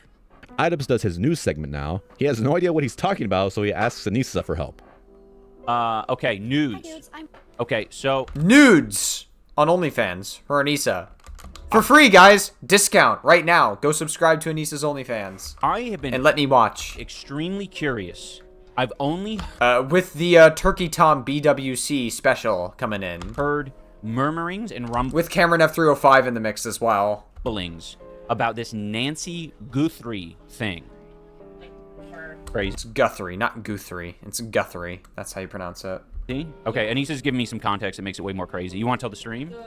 If you're gonna be the news person, you should really be more knowledgeable about what you want to present. This is why someone like Girl with a Microphone is infinitely better as a streamer than you, Ian. Whoa, Girl with a Microphone was able to present pop culture topics easily because she made PowerPoints to structure and easily transmit the information to the viewer. Yeah, obviously Guam prepares her streams before she begins the stream, whereas Ian just like fucking freestyles it, and he's so bad at freestyling, and he's so bad at communicating his like what he wants to say that he just can't do it properly.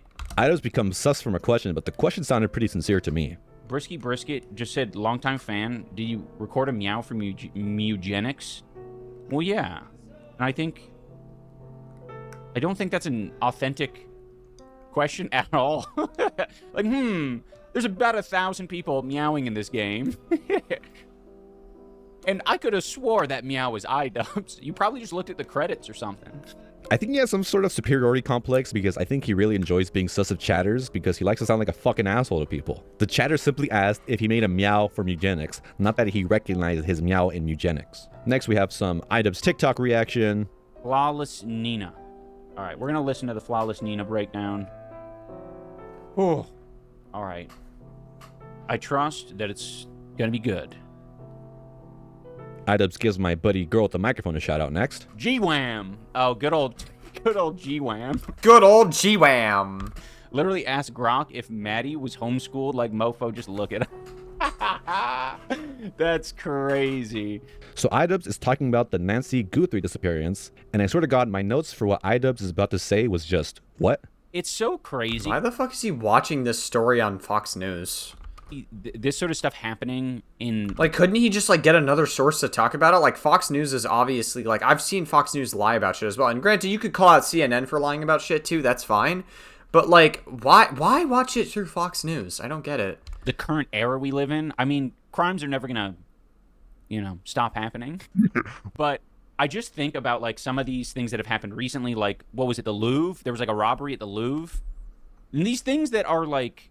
I don't know. It's just so extra. But I guess it just, I don't know. I just can't.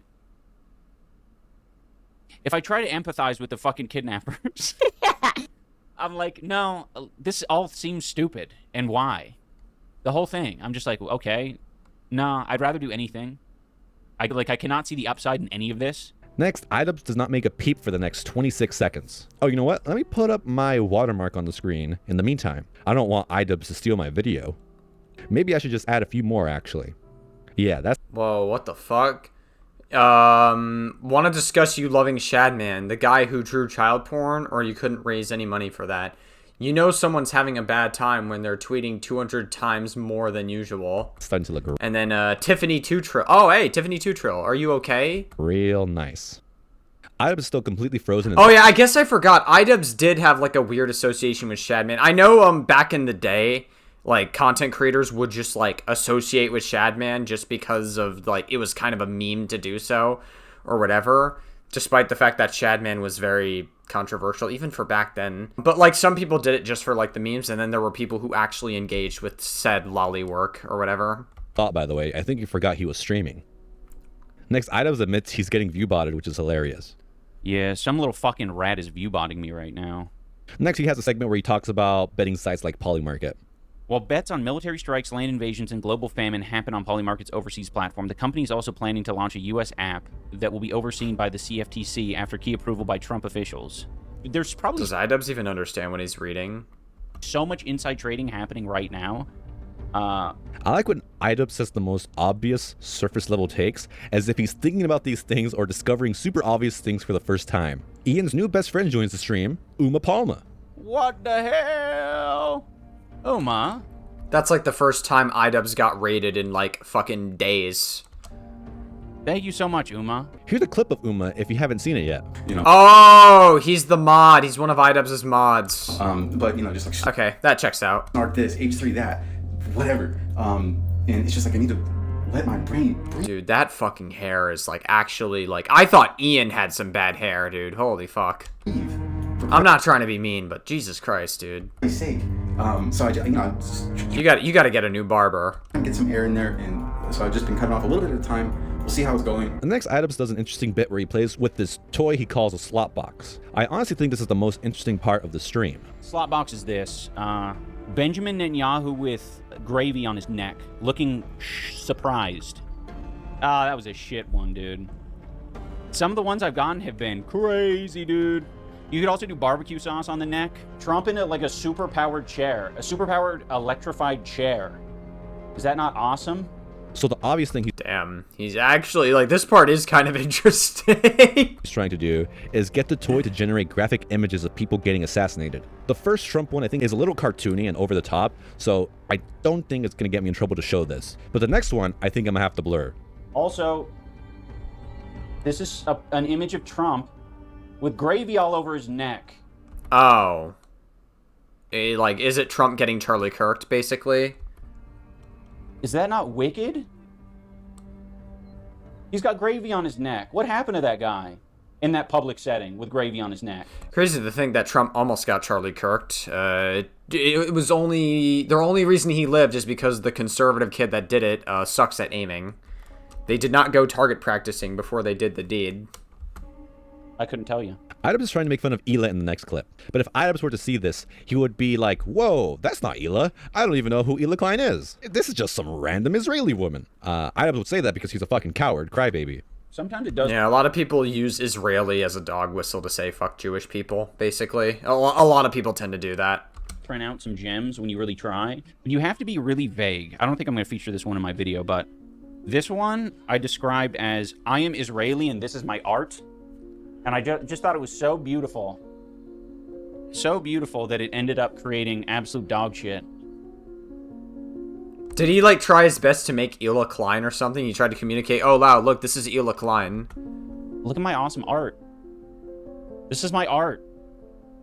Damn, he's trying so hard to appeal to Hassan, being like, look, I'm criticizing Israeli women. First of all, Israeli women are hot. You know, maybe that's a hot take. Israeli women are hot. How could you be anti-Semitic when Israeli women exist? I do swirls. It's incredible stuff. On a canvas. Nicholas Diorio talked about this on stream, but he pointed out one reason Ian and Anisa probably hate Hila and Tamara is because they are artists and get paid to make art, while I'm pretty sure, like, fucking Anisa, like, on her stream, said that, like, Tamara smells like pennies, and, like, that's a pretty anti-Semitic insult to throw at somebody that's Jewish. That's crazy. And Anisa, like, Anisa knew what she was doing. Either make art, nor get paid for it. Next, Idubs is mad at another chatter. Joe Biden, Honey Pack, you are pissing me off. I'm going to staple you to the wall, Honey Pack, and get everyone in the stream to throw tomatoes at you. Dude, just go back to saying the N-word, man. Like, you're so fucking, like, it's boring. Like, your insults are just, like, kick rocks. I'm gonna throw tomatoes at you. I'm gonna do this. I'm gonna do that. Like, these are, like, fucking kindergarten insults. Like, it's crazy that this used to be the N-word guy.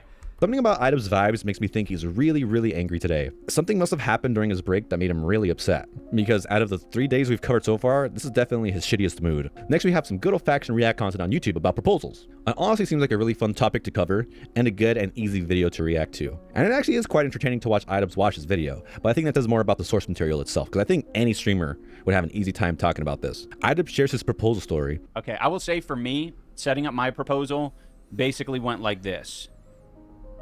We happened to be around the area where Anisa and I first met. And I was like, ooh, this is like good and like relevant. Like what a Why isn't he describing the area? He's just saying the area is relevant. It could be interpreted as like thoughtful. You know what I mean? That's what I was going for. So why didn't you... Why is he not saying the area? Why is he scared to talk about what the area is? Like, why even bother talking about it at all? So we were in San Diego, and I tried to do it a little bit secretly, like, oh, where are we going? And it's like, oh, I'm just taking a different route kind of thing. And it just kind of sucked because, like, Anisa was a little bit stressed out because of some other shit happening that day. So it kind of, like, ruined the surprise a little bit. My partner proposed to me during a fight, no forgiveness. Oh, that sucked. Thankfully, she wasn't mad at me. There was like outside sources that were just stressing her out, so it worked out in the end, but it wasn't crazy. It was more of just like, hey, I'm proposing at this place that we've been to before. It's in public or whatever, but it's not like we're trying to gather a crowd. It is kind of sad that the vibes are off, but it's pretty entertaining to hear about this kind of stuff nonetheless. Next, Idubs bans yet another chatter. Oh, we have a cringe kid in the chat. Uber Noob Gamer? That's your name, is Uber Noob Gamer? What the hell? Why does he have to like make such a scene for banning chatters? Why can't you just be like, oh yeah, no, I'm banning this person? Oh no. Uber Noob Gamer, first chat, by the way, in the stream was, Ian, I'm gay. Back in 2023. Ian, I'm gay. And believe it or not, the creator of Eugenics, Edmund McMillan, asks Idubs to play his game that just came out. Edmund, you are not going to bully me into playing Eugenics on stream. I don't usually play games. I've been playing Silent Hill 2, but I will not be bullied in my own damn stream to play it. I will play it in my own on my own time. Thank you. Because I do not like the first play on streams, especially when it's confusing as fuck, and I've seen the game, and I will be confused. Yeah, he's like, I will be confused on stream. It's mainly because... Does it have anything to do with the fact that Ethan Klein is in the game, as well as Chris Chan is in the game? Does that have anything to do with it? I think it's... Idubs is more outraged by Ethan Klein being in it than Chris Chan. Idubs answers pretty rudely, likely because he thinks Edmund McMillan's some sort of right-winger or some shit. It also sounds like he's a little jealous of the success of the game, and he admits he is too dumb to do well in Eugenics. What happens is, Idubs loses a lot of his viewers once Hassan goes live. He really is just a Hassan waiting room. All right, thank you for being here, Hassan PBS. Yeah, everyone's fucking filing out because Turkish Idubs just came online. Turkish Idubs? Dude, the fact that he calls him Turkish Idubs is so cringe. Another do you really feel that entitled? Person enters the chat, and they announce that they like H3. Oh, there was a creature in the chat. What the hell? Oh my gosh. Nate's Geek Lounge. I'm gonna watch here today since Ethan is sick. Don't ban me. I'm not a snarker. Can I not like both?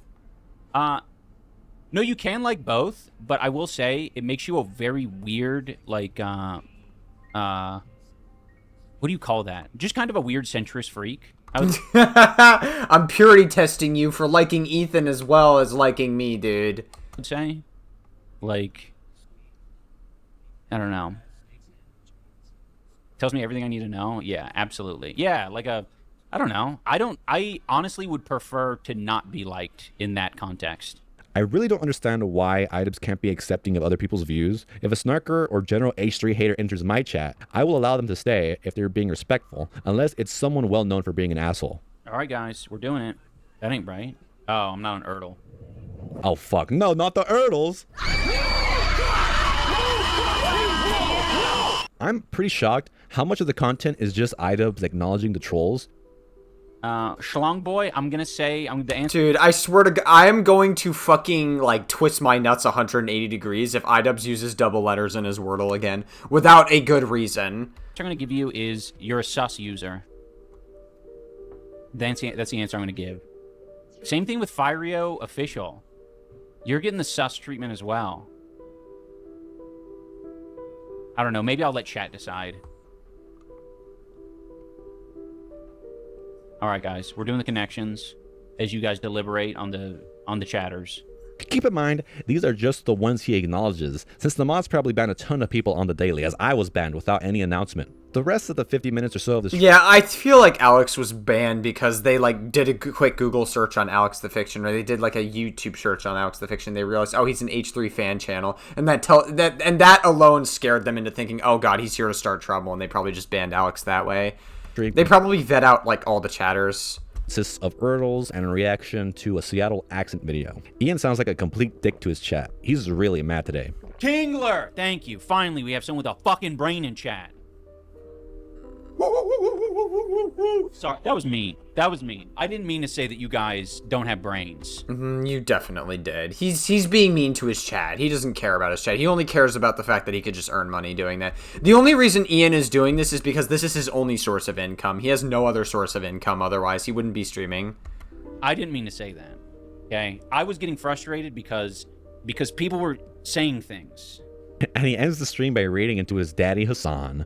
Can you spell this fella's name? Hassan? Abi. Invalid username. What am I doing wrong? I think it worked. Tell him that he should fucking watch out for the Canadian mafia. The maple syrup mafia. Or some shit like that. He doesn't say goodbye to his chat. I really think he was in a shitty mood today. I'm really surprised how much I had to say about this stream in particular. I liked the proposal video. I really didn't care too much about anything else, to be honest. I'm very excited to see his 90 Day Fiancé stream because, for whatever reason, people online seem to get really hyped for when Anisa's on screen. So I guess we'll see how it goes. I'll see you on the next stream. Happy Valentine's Day, wife. Day 4. Oh my god, we are more than halfway done with this. Wife is near. Holy fuck, dude. Aww. Oh my god, Anisa's actually giving kisses to Ian?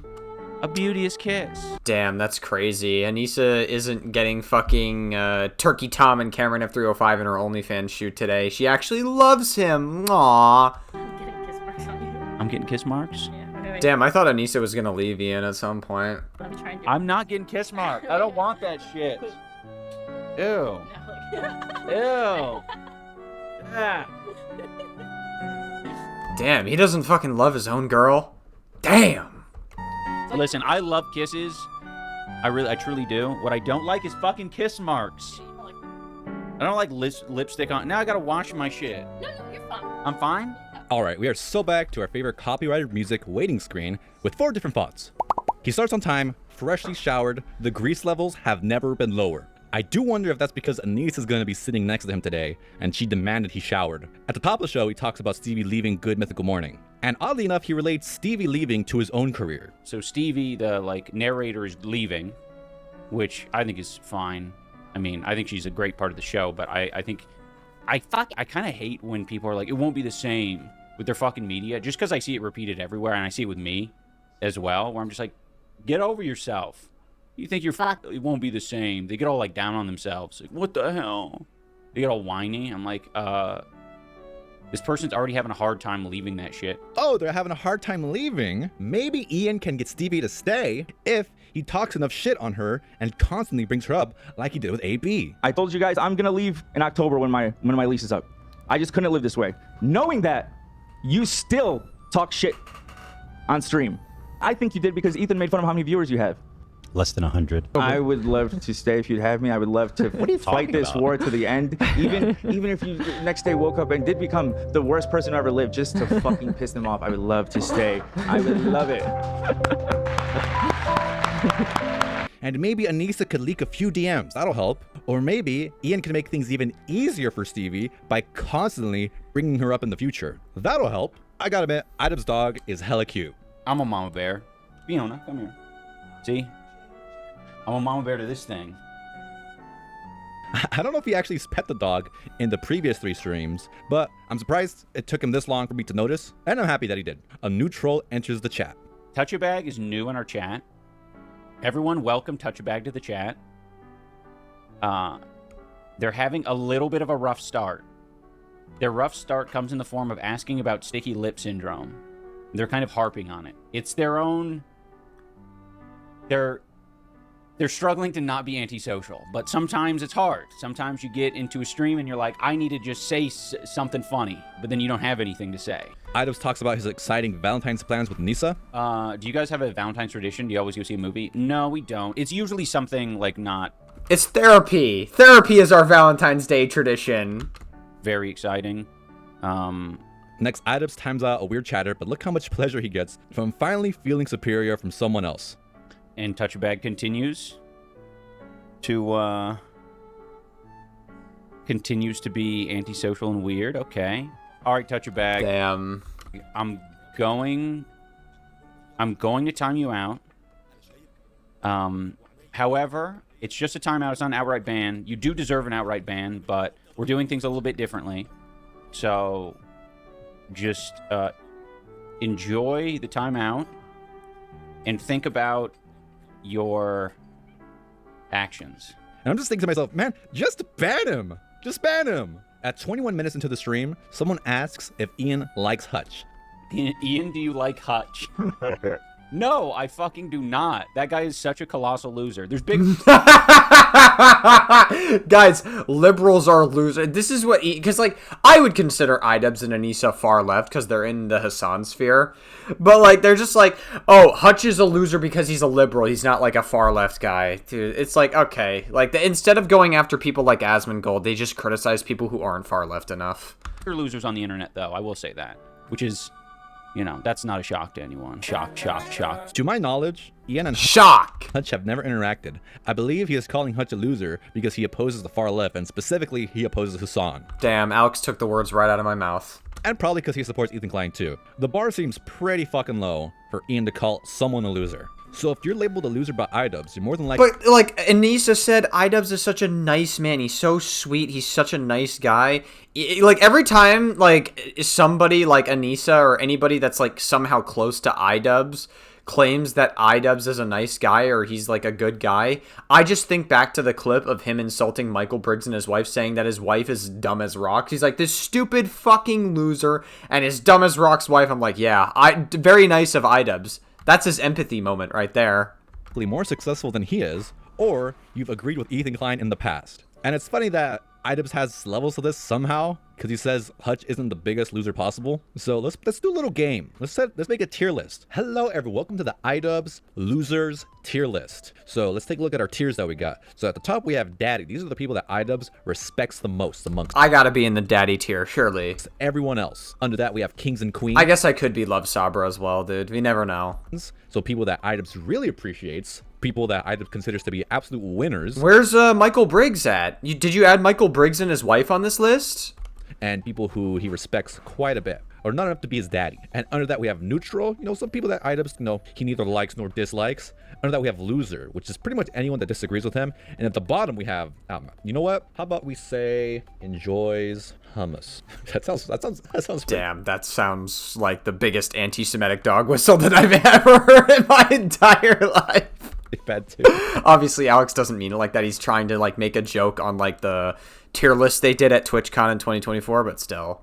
All right, first up we have Stevie and Madi from 90 Day Fiancé. Okay, so right off the bat, Idubbbz fucking hates these guys a lot. Simply because Madi likes certain aspects of America more than Iran. That's basically it. So because of that, he's gonna go to the absolute bottom. Next up, we have Hassan Piker. We all know what Idubbbz thinks about his daddy Hassan, so he's gonna go to the top tier, of course. Daddy, of course. Now the question is, does Kaya belong in Daddy as well, or because Hassan abuses Kaya, do you think Ian's gonna follow suit and be like, Kaya deserves to get abused? Next up, we have Eli Klein.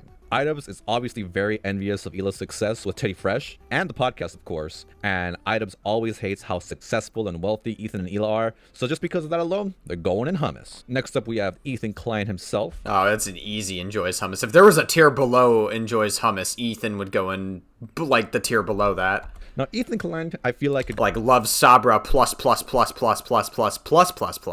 Go either way. Idubbbz is obviously obsessed with Ethan and his podcast, and Anisa probably watches. He got that Ethan Klein derangement syndrome. Every episodes, and they're way too up to date with the podcast. So depending on how you can see this, Ethan could probably go on Daddy or enjoys hummus. But I think Idubbbz's hatred grows more and more each day, even more than his obsession for Ethan. So I'm gonna put him in enjoys hummus. Next up, we have Uma Palma, which is pretty much Idubbbz's only friend right now. Now, I know what you're thinking. Who the fuck is Uma Palma? I'll play a quick clip for you, just so you know who we're dealing with here. You know, but, you know, just like snark this, H3 that, whatever. And it's just like I need to... Is this like the only clip you have of this Uma Palma guy? Because you've played it like 3 times now. My brain, breathe, for Christ's sake.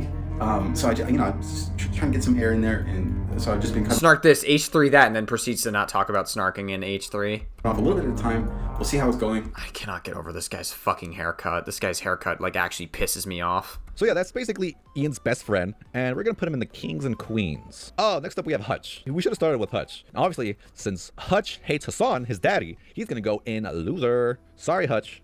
Next up, we have the Kino Casino. And I gotta thank iDubbbz, because without iDubbbz, I would have never discovered these people. Since one of the co-hosts is fat, they're gonna go on the worst tier list possible. They're gonna go and enjoy his hummus. Next up, we have... Damn, that's crazy. Oh, Nicholas Diorio? Saint Nicholas Diorio. And since man, Mika's Rhetoric's boyfriend, who's cheating on her with, like, Frogan and a bunch of other girls. Bro, that's... Man. Nick is fat. Nicholas Diorio has, like, a fucking... He's gonna go in the worst tier list. Oh, that's crazy. Alex, Nicholas Diorio has, like, a fucking, like, harem of, like, fat women at this point. He's just like fucking getting all the women he can in his, like, nice little... Yeah, Hassan wishes he could get the harem that Nicholas Diorio has. Nicholas Diorio, like, Hassan ain't no match for Nicholas Diorio. It's possible. Enjoys hummus. And next up, we have Papa Gut. And no! Papa Gut's fat, so we all know how iDubbbz feels about fat people. So he's gonna go and enjoys hummus. Oh, no! And just to clarify, there's nothing wrong with being fat. But again, this is how There is nothing wrong with being fat. iDubbbz would rank people. But it's also important to note that Nicholas Diorio has his own harem of fat women that he enjoys. And we all know iDubbbz is a very superficial man. So that's the first thing he'll see in them. And because of that and his fat phobia, he'll put them at the bottom. Oh, next up we have the brilliant... Cruel World Happy Mind. Researcher Madison Harnish. And since she... The person who cut out 4 seconds of context to intentionally be deceptive in her Ethan Klein hit piece. Made a video that was critical against Ethan Klein. She's a king and queen. All right, that's the only reason iDubbbz interacts with her. And of course, we have Anisa Joma, and no one controls iDubbbz's life more than Anisa. No one does iDubbbz respect more than Anisa. And don't show Caleb Hammer a picture of Anisa. He's gonna, like, say, like, nose ring theory and everything. Ooh. Of course, we can't forget about that giant strap-on she wanted to use on iDubbbz. So daddy tier it is. And this here is the iDubbbz tier list. By the way, guys, thank you so much for watching the video up until this point. Make sure to like, comment, and subscribe. Let me know your thoughts, and consider becoming a member. All right, let's get back to the video. Become a member? Who would ever do such a thing? That's silly nonsense. Okay, so throughout the stream, I noticed Man, that was, like, the only entertaining part of the video. Not that Alex the Fiction isn't entertaining, but, like, I have to fucking sit through iDubbbz again. I forgot that I gotta do that. We have to endure for 44 more minutes, or 43 more minutes. iDubbbz takes tons and tons of pauses just looking at chat or looking at something on his screen or having a total brain fart. So I thought it would be fun to go into Premiere Pro, remove all the pauses, and see how much of the stream is just pauses. This isn't 100% scientific because this does not take into account all the pauses simply between sentences and normal speech, but at the same time, it doesn't remove all the times where it's 90 Day Fiancé just playing or when his copyright music is just blasting. So hopefully that's going to even it out just a bit. So ladies and gentlemen, and everything in between, take your bets. How many minutes of this 5.5 hour stream is just pauses? So I've gone into Premiere Pro, and this is what we get. The 5 hour and 26 minutes and 48 second stream, when taking out all the pauses, turns into 4 hours, 13 minutes, and 13 seconds. Wow, that's a lot. That's a lot. 73 minutes, or 1 hour and 13 minutes of nothing, absolutely nothing, that Premiere Pro thought was appropriate to remove. Now I want to take this experiment even further. How much of this broadcast is just filler words like Premiere Pro determined there were 716 filler words throughout the 5 hour and 30 minute broadcast. Of course, this will also include the 90 Day Fiancé transcript, which is embedded into the video as well. And ultimately, taking out the filler words only added another 7 minutes, so nothing too significant. So total time of filler words and pauses accounts for 80 minutes, or 1 hour and 20 minutes of this 5 hour and 26 minute broadcast. So take what you will from this analysis, but personally, I think it's fucking bananas that much time is just literally nothing. Nothing goes on in this show for 80 minutes. 80 minutes. Anyways, let's continue back to the stream. The Touch-A-Bag saga continues. Cheek claps. I'm gonna tell you right now, anyone saying free Touch-A-Bag gets an automatic sus labeling, so you're not helping your cause. Next, iDubbbz loses control of the chat. Seed, you're also on your last leg there, pal. Okay, chat today. Just ban every chatter at this point, Ian. Just ban every single chatter. Make the chat like that's it. Nobody's allowed to chat anymore. That's it. It's fucking on one. I'm gonna lose it. Why are you naming a bunch of shit, guys? That's what I'm saying. Here, listen. I might need to just start nuking the chat. Dude. They're coming out of nowhere. What the fuck? Why do you need to call a person a loser? You can just say you disagree with them. Yeah, but if they're a loser, I'm going to call them a loser. You know, it's one of these things where, like, if I disagree with, like, I don't know. Dude, Alex, why? Why? I'm sorry, Alex, I actually fucking despise you for adding that edit in. That is insane. That's like making me, oh god. Dude, that is the, Alex. Come on. 5% of what a person says, then maybe I won't call him a loser. But if you surpass that threshold, then it's like, okay, now you've gone into loser territory. Fucking Alex the Fiction. I am never gonna get that out of my head for the rest of the night. Thanks, dude. If you disagree with more than 5% of what someone else thinks, that makes them a loser to you? That doesn't make any sense. So in IDub's perfect world, he wants everyone to agree with him between 100% and 95% of all issues on all things. Isn't that what an echo chamber is? Personally, I also like being around like-minded individuals, but my preferences to differing opinions would probably range around 5% to 20% of either people I interact with or content creators I enjoy. I wouldn't. Yeah, I mean, it depends. Like, honestly, like, there are obviously, like, I had a disagreement with somebody very recently, and I still, like, talk to them every day. It depends on how well you get along with the person. Unless their opinion is, we should kill all minorities, like, fucking, or if you, like, Asmongold, that says that, like, Somalian people are inherently lower IQ and that all Muslims are terrorists, and that all illegal immigrants are rapist pedophiles that are trying to dismantle and destroy the U.S. government, or that we should be bombing other countries and innocent civilians disproportionately. If you have opinions like that, yeah, I'm probably not going to want to hang out with you. Or if you run defense for Donald Trump being a fucking predator on the Epstein list. That's another thing.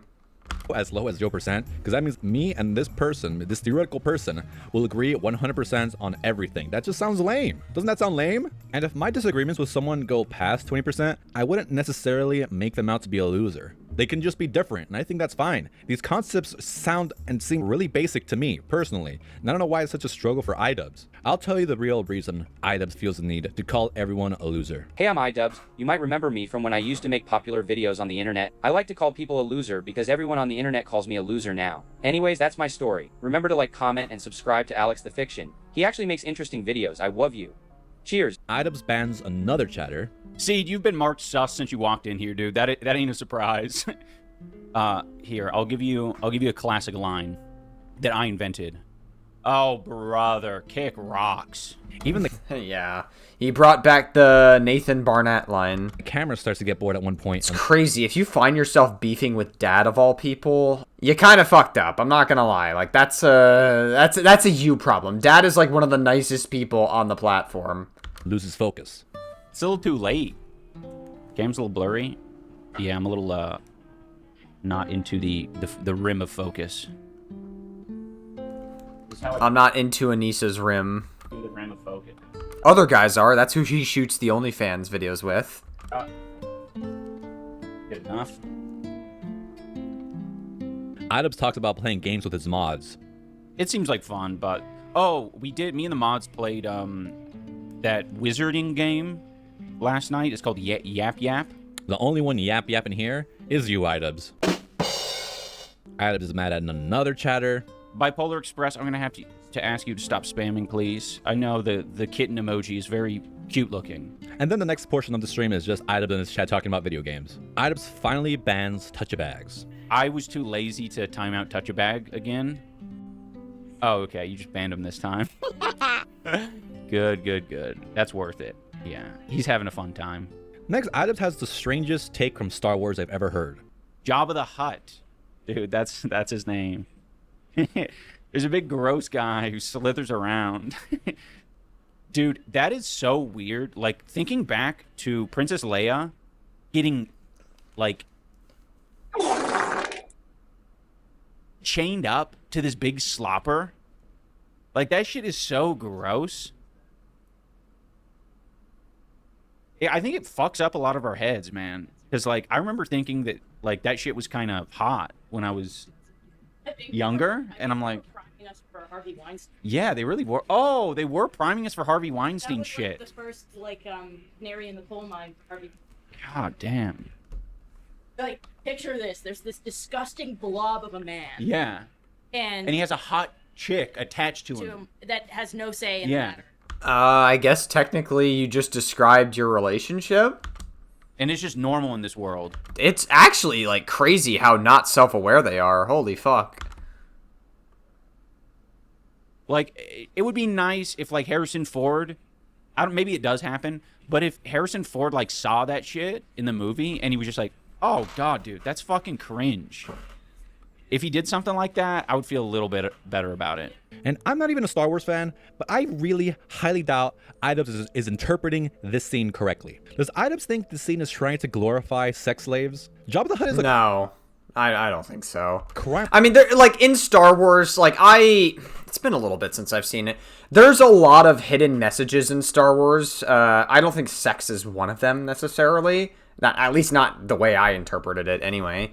Where, essentially, like, the way I see it is that, like, a lot of the enemies are based off of a certain point in history. So, in the original trilogy, the bad guys, like Darth Vader and all the stormtroopers, they are, like, based off of the Nazis in history. Whereas in the prequels, a lot of the environment is based off of the Holy Roman Empire in the prequels. You see like, once you go in with that mindset, you see the influence all over.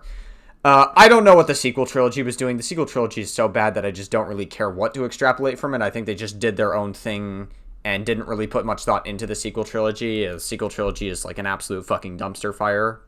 Lord, of course he's going to be an objectifying piece of shit. Are they suggesting that any sexual material in the PG-13 movie would prep someone for Harvey Weinstein? Or is it just because of the slave outfit? I think it's a bit of a reach to say that. None of this makes any sense. I mean, Harvey Weinstein might have worked on He probably did. I don't know. He worked on a lot of movies in Hollywood. I know he worked on the Scream franchise back in the day, which is big yikes.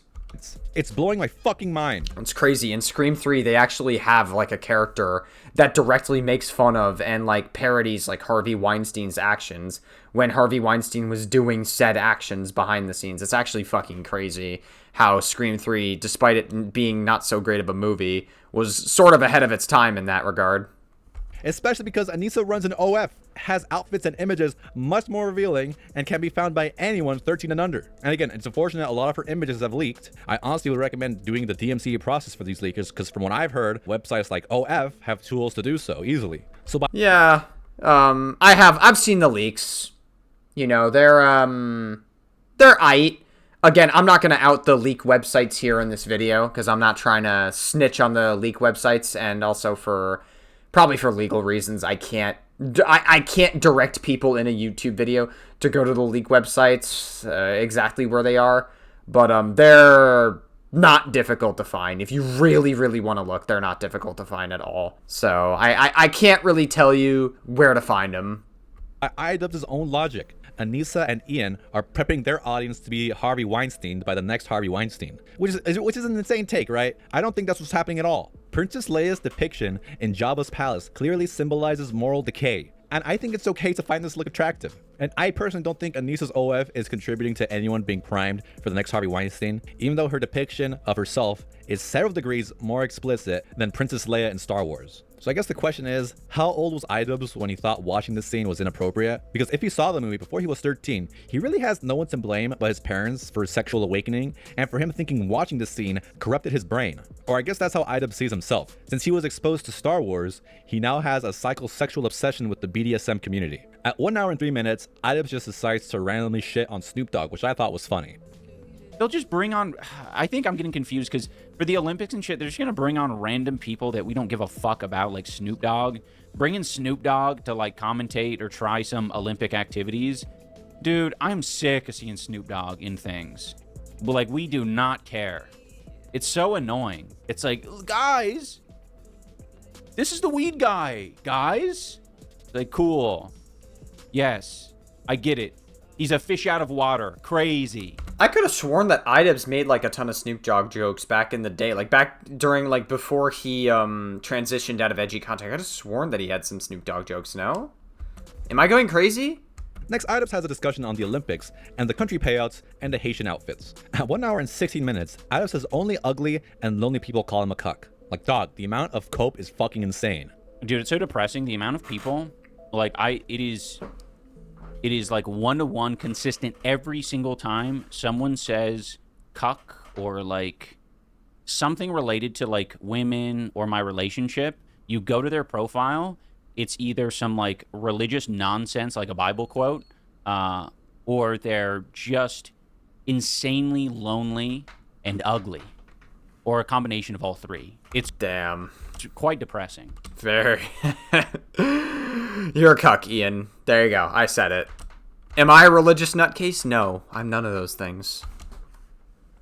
Off to work. Have a good day, everybody. Later, Schadenfreude. Good luck. I hope today isn't an over. He's just coping because Cameron F305 went over to the house to do an OnlyFans shoot with Anisa in the other room, and Ian just has to endure it, and that's why he's so low energy. Maybe that's why he's soulless. Is because Cameron F305 is just taking all the soul out of him when he visits Anisa to do an OF shoot. I guess this is what Idubbbz has to tell himself to go to sleep at night. Unfortunately, Idubbbz would label me in the ugly category based on how I look. And when Idubbbz says ugly, he means physically, okay? Don't tell me some bullshit or like Anisa and Idubbbz are gonna say, oh, we meant ugly on the inside. No, this is a superficial comment made by superficial people, okay? We all know exactly what you mean. Don't try to switch it up now. If you meant ugly on the inside or have an ugly character, you would have used those words. But no, you went with the physical attributes of looking at someone's page, okay? Which includes the bio, the fact that they aren't with a person, and because you think they're ugly. That's what you meant by what you said, Idubbbz. But unfortunately, yeah, they just can't ever own when they say things because they're just not confident in it. Fortunately for Idubbbz, I know some people that Idubbbz would label as conventionally attractive, and I'll let them tell their thoughts on Idubbbz and his relationship. Ian, what the fuck? you're a fucking cuck. Whoa! Idubbbz, you're a cuck. Jules! We're seeing Jules on screen. Hold on, sorry, I gotta replay this. I have no idea who this person is. I'm so sorry. I don't know who you are, but whoever you are, shout out to you. And I'll let them tell their thoughts on Idubbbz. Clearly, they think Idubbbz is a cuck, so they get an A+ in my book. In his relationship. Ian, you're a fucking cuck. True. Idubbbz, you're a cuck, bro. Damn. Bro. When Jules is telling you you're a cuck, that's pretty bad. Hey, it's Koya. Let's go. Cuck. Oh! Loser. Cuck bitch. Loser. Idubbbz. Now, whatever you do, don't show Koya's job this. Because that's, imagine having somebody in that position call you a cuck. I'm just kidding. I'm just kidding. Well, obviously joking. Pretty based of all three of them. Your wife likes Hassan more than you. Honestly, I wouldn't doubt it. Well, guys, not a lot of people know this. Before Ian and Anisa were together, Anisa was like a Leafy is here sim. That was a real thing. Like, her Twitter account was just like thirsting over Leafy is here. And I guess, like, again, I have like a weird conspiracy theory in my head. This is the real reason that Idubbbz made the Leafy is here content cop, is because it was a test of who could be more manly. And clearly, Idubbbz came out on top at the time, so Anisa just fell for Idubbbz at the time. And man, has the mighty fallen since then, huh? Triggered so easily by the chatters. I cannot believe he gives these chatters so much time. We have a very weird comment. Low Cost John says, what are you even talking about? Used to look up to how you didn't give a fuck about anything. I really... dude, there's plenty of people who don't give a fuck about anything. All right? They're called family annihilators. They're called school shooters. Oh. Actually, a lot of... Well, that's a bit of a false equivalence compared to what your content used to be. What, Ian, are you comparing yourself to a fucking school shooter? Your old content back in the day? Them do give a fuck, which is why they want to take it out on others. But if you want to find someone like that, there's plenty of people that are like that. Who's strange? I guess technically Ian's not wrong there. Like, if you really want to watch somebody that quote-unquote doesn't give a fuck, watch Tectone, who says a bunch of racist shit and like says slurs for attention and then cries when he gets banned for saying the said provocative shit for attention. Why the fuck would you want to like follow someone who doesn't give a fuck about anything? It's also just a lie as well. A lot of the people who are projecting the appearance online of not giving a fuck about anything, they give a huge fuck. That's like all they care about is like optics and how people are seeing them. So it's just a play. You watching the... I think Ian's like massively projecting here. He's projecting how he saw himself in his old content. He's just like saying, oh, guys, I gave a fuck, guys. I want people to think I'm like the edgiest person ever and I'm pushing the bar for what's more and more edgy possible. That's what you're self-reporting here. You lose all the aura of your old content, Ian. What are you doing? The YouTuber or streamer that seems like They don't. Bro, he has a humiliation kink. I swear to fucking Christ, bro. Don't give a fuck. Bro, every time him and Anisa try to even, like, attempt to go to bed together, like, they have to, like, Anisa has to start with getting the fucking, you guys know that, like, melee weapon in TF2? Hold on, I'm gonna show you a picture of it. There's a melee weapon in TF2 that the soldier has. It's like a fucking whip or whatever or something. I'll show you. Alright, here you go. This is what I'm talking about. In TF2, this is the, one of the melee weapons for soldier. It's called the disciplinary action. It's like a giant, like, whip thing, kind of. This is what Anisa does to Ian every single night before they fuck. Watch. Look at this. There you go. Bam! Look, there's more of it. Right across the face. There's like blood all over the face and everything. You're risking knocking Ian's golden tooth out of his fucking mouth. Anisa, stop doing it. That's crazy. Yeah, well there you go. That's what Ian and Anisa do every night. About anything. When the camera turns off, they give loads of fucks. He's self-reporting, guys. His old content. It's just like it's a performance. Minutes later, he's still... yeah, Hassan has never performed on anything, ever. Talking about this troll. Also, if you like the premise, Low Cost John, of like not caring and being apathetic about everything, why are you here? Seems like you care. Seems like there's a lot of care in your heart. But you only like your entertainers to not care about anything. Rules for thee, not for me. So now we can do the long wait. It's like a weird fucking way to deflect from the actual question. I don't know. Analysis of their 90. I feel like, I don't know, like, it's like, why don't you give a fuck about anything? I don't know, dude. Like, maybe, like, I mean, like, your earlier answers were just cope, but that was, like, a way to flip it back on the chat. I mean, I guess, whatever, dude. Dave beyond whatever. Say portion of the stream. Okay, I think we might have one episode left. No. It's weird. I don't know. No. Oh my god. I'm trying to pretend like I'm shocked. Oh my god. It's showing.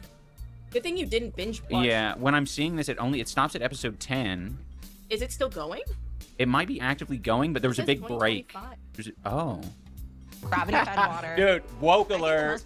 Woke alert. Brothman says this show exploits immigrant stories for entertainment. Woke alert. Yeah. I feel like you can criticize 90 Day Fiancé for taking advantage of immigrants. I don't really watch the show, but I'm sure there's got to be some component of exploitation here, as most shows tend to do, or most... Probably. I mean, that tends to happen on a lot of, like, reality TV shows, I've noticed. I haven't seen 90 Day Fiancé, so I'm not going to talk as if I'm educated on it. But, like, I think... It isn't, like... There's, like, another reality TV show. I guess Jersey Shore is, like, a good example of it. There's, like, maybe how they used to do Jersey Shore. I don't know. But a lot of it is, like, fake and staged anyway, so it's like, whatever, who cares? I don't know, man. Most of these types of shows tend to do, and I think that's fine. You don't really have to make such a big... I guess if I had to make, like, an equivalence to something, some people could say Brandon Buckingham's content is exploitive for filming the homeless, but even that's, like, a bit of a reach. I don't know. It's just, like... I don't know, dude. It's, like... I don't know much about this show. I can't really speak to it.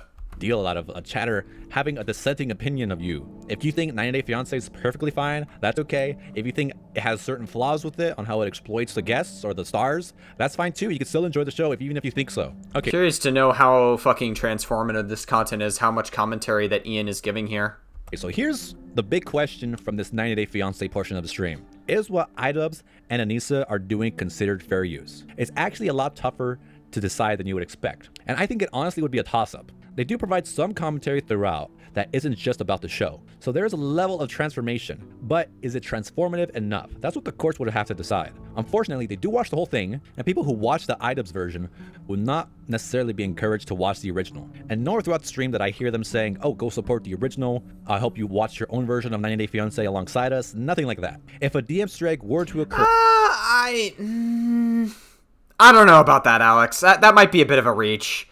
Because, like, in a lot of my reaction videos, like, normally what I'll do is I'll react to it, and I'll say whether it's a good or a bad video or whatever, right? Usually, every single time I react to a video, 9 times out of 10, I put the source of what I reacted to in the description below, if it's, like, a YouTube video. If it's, like, a Twitch VOD, it gets a little bit tricky, because Twitch VODs have, like, a limited amount of time they stay online before they disappear, so I can't really link those as easily. But, yeah, I just, I don't know, like, just because Ian doesn't say go support them, what I'd be more concerned with is how transformative is the reaction that Ian is giving here. Because if it's not transformative at all, then he's just he's doing the Frogan strategy. He's just, like, watching reality TV and not adding any meaningful commentary to it. On the IDubbbz channel. I don't believe they would fight it and they would just bow down and accept the strike. I honestly had some more notes regarding the whole 90 Day Fiancé reaction, but honestly, if you don't care about the show, it's not going to be worth discussing and it's not your vibe. But if you like the show, you might like watching IDubbbz watch 90 Day Fiancé. That's just the bottom line, because it's mostly just the show. And overall, throughout the 90 Day Fiancé segment... So it's not transformative at all. Got it. Just the normal stuff, like some Ethan Klein commentary and some trolls here and there, but nothing really worth mentioning. Like I said, there really wasn't too much of significance here. It was a very basic stream. If you like 90 Day Fiancé commentary, give it a try. Even Anisa's and Ian's most stupid takes throughout watching 90 Day Fiancé, I did not find them stupid enough or crazy enough to really include here. There's actually one more thing IDubbbz wants to do before the stream ends. Can you guess what it is? We'll end it though by doing a couple Erdles. Oh no. God damn it. He's gonna use double letters in Wordle again, and I'm gonna go fucking crazy. We're gonna see a double letter again. Also, why did his fucking Denny's patrons skyrocket? Did somebody gift like 50? Bro, imagine like wasting $50 on IDubbbz unironically for a bunch of subs. Thankfully, like, I'm not trying to be like, normally I don't shame people for what they spend their money on, but that's like, you would have been better spending that money on like anything else, like genuinely. It only lasts for about 10 minutes. And that was day 4. You know what's funny is my notes slowed down significantly once Anisa joined and they were just talking about 90 Day Fiancé. And Anisa didn't say anything nearly as cringy or as crazy as Ian. Yeah, Anisa, I find Anisa is a lot more entertaining, even though she's a shitty person. I see her stream clips. She's actually, like, she's weirdly, like, kind of funny. Like, her Ela Klein impression and her Ela Klein, like, making fun of Ela Klein's accent. Like, it's obviously cringe and so stupid, but, like, it's weirdly enough, it's, like, a lot more funny and it has a lot more aura than fucking Ian's content normally. Except when they were talking about Star Wars. That shit was stupid. All right, one more day left, ladies and gentlemen, and everything in between. Let's get into it. Ian didn't tease anything about what's going to happen on the next stream, so we're just going to start. Have a wonderful Valentine's. Valentine's Day. Bye, bye, bye. Friends, no. Friends, no. Money, no. And enemies list, growing by the day. All right, here we are, the last day. Obviously, Ian cares about his enemies. And we started off again looking at the corn husks. So Sundays he titles Eyes Closed Sunday. I have no idea what this means. So spoiler alert, nothing about the text on screen is actually going to happen, by the way. Pretty sure he had no plan for the stream. Also, this is less of a criticism of IDubbbz and more of a criticism on OBS. But whenever he does his Big Bang Theory transition, there's always one frame that remains, and it always looks funny whenever it happens. I'm not sure if that's IDubbbz fucking up, or I think OBS just sucks with transitions, but just wanted to point that out, because I found it funny. Good morning, everyone. It's 7:19 a.m. where I'm living. And I usually don't have my eyes open at this hour. So IDubbbz is experimenting with new time slots, which is good. I encourage, all content creators to experiment with different time slots. But I'm doing it for you, the people in Iceland, the people in Sweden, the people in Scotland, the people in England, the people in Morocco, the people in England, the people in Wakanda, the people in Iceland, the people in England, the people in Wakanda, the people in Morocco.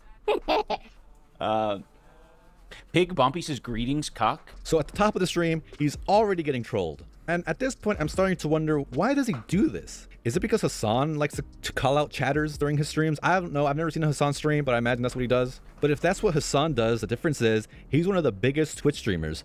So his viewers are expendable. IDubbbz's are not. He should keep every viewer, even if they are writing silly shit to him. Yeah, IDubbbz, we can tell you don't prepare for anything. Okay, so usually I do some of my preparation in the morning, so I didn't have, it's not as if I even fucking prepare really. Truly. IDubbbz recaps his Valentine's night. But I will say that we watched a movie last night. Valentine's Day movie. It was so romantic, guys. It was oozing romance. Damn. That's crazy because you say you guys don't do that much for... It's crazy that IDubbbz says that he doesn't do that much for Valentine's Day, and now he's trying to play up his Valentine's Day as if like they did so much together. We watched Nirvana, the band, the show, the movie. And let me just say, if you have the opportunity... Bro, bring Anisa back on camera. Obviously, you got more subs the moment you brought Anisa on. She's clearly more entertaining than you can be, at the very least. You go and see it, especially in theaters. I recommend you do. His brain moves so slow. He talks about his hate on Twitter from his proposal story that he shared a few days ago. I've been getting a lot of heat lately on Twitter from incels getting mad about... Because the thing about incels that I don't think people realize... I guess by that logic, Guam is an incel, because Guam is one of your quote-unquote snarkers, I guess. I don't even think they realize is that they're, like, overly romantic about shit. Bro, what? Like, is, like... Are women incels as well? The fucking women that hate you and think that you're a cuck, too? What do you have to say about that, Mr. Jomha? Like, needlessly over-romantic. And so, my, I saw this on Jake Chinatown's Twitter. He, like, quote tweeted it and said, pretty damning stuff. Because some incel account was saying that,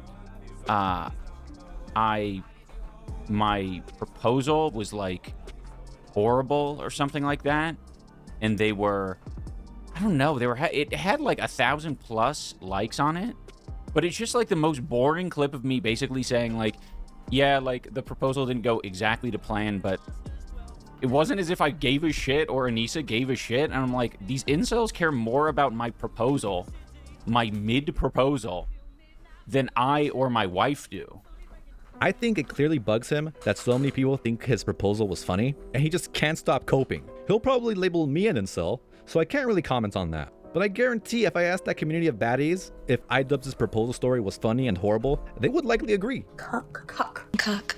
And Damn. He seems to have no problem shitting on Ethan Klein's proposal story. What, are certain things off limits? Pot calling? I don't know, Alex. I don't know about you, but we need more than just 3 people calling Ian a cuck. If you got, like, the entire H3 fan base saying he's a cuck, I think that would have been phenomenal. To be fair, that's kind of unrealistic to ask because Alex is under a time crunch trying to edit this. And by the time he edits, like, obviously by the time he edited this, like, the streams are already, like, a month old as of the time of me watching this.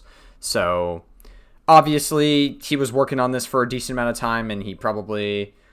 Whatever. I guess it was fine. Whatever. Scratch what I said earlier. Whatever, dude. In the kettle black.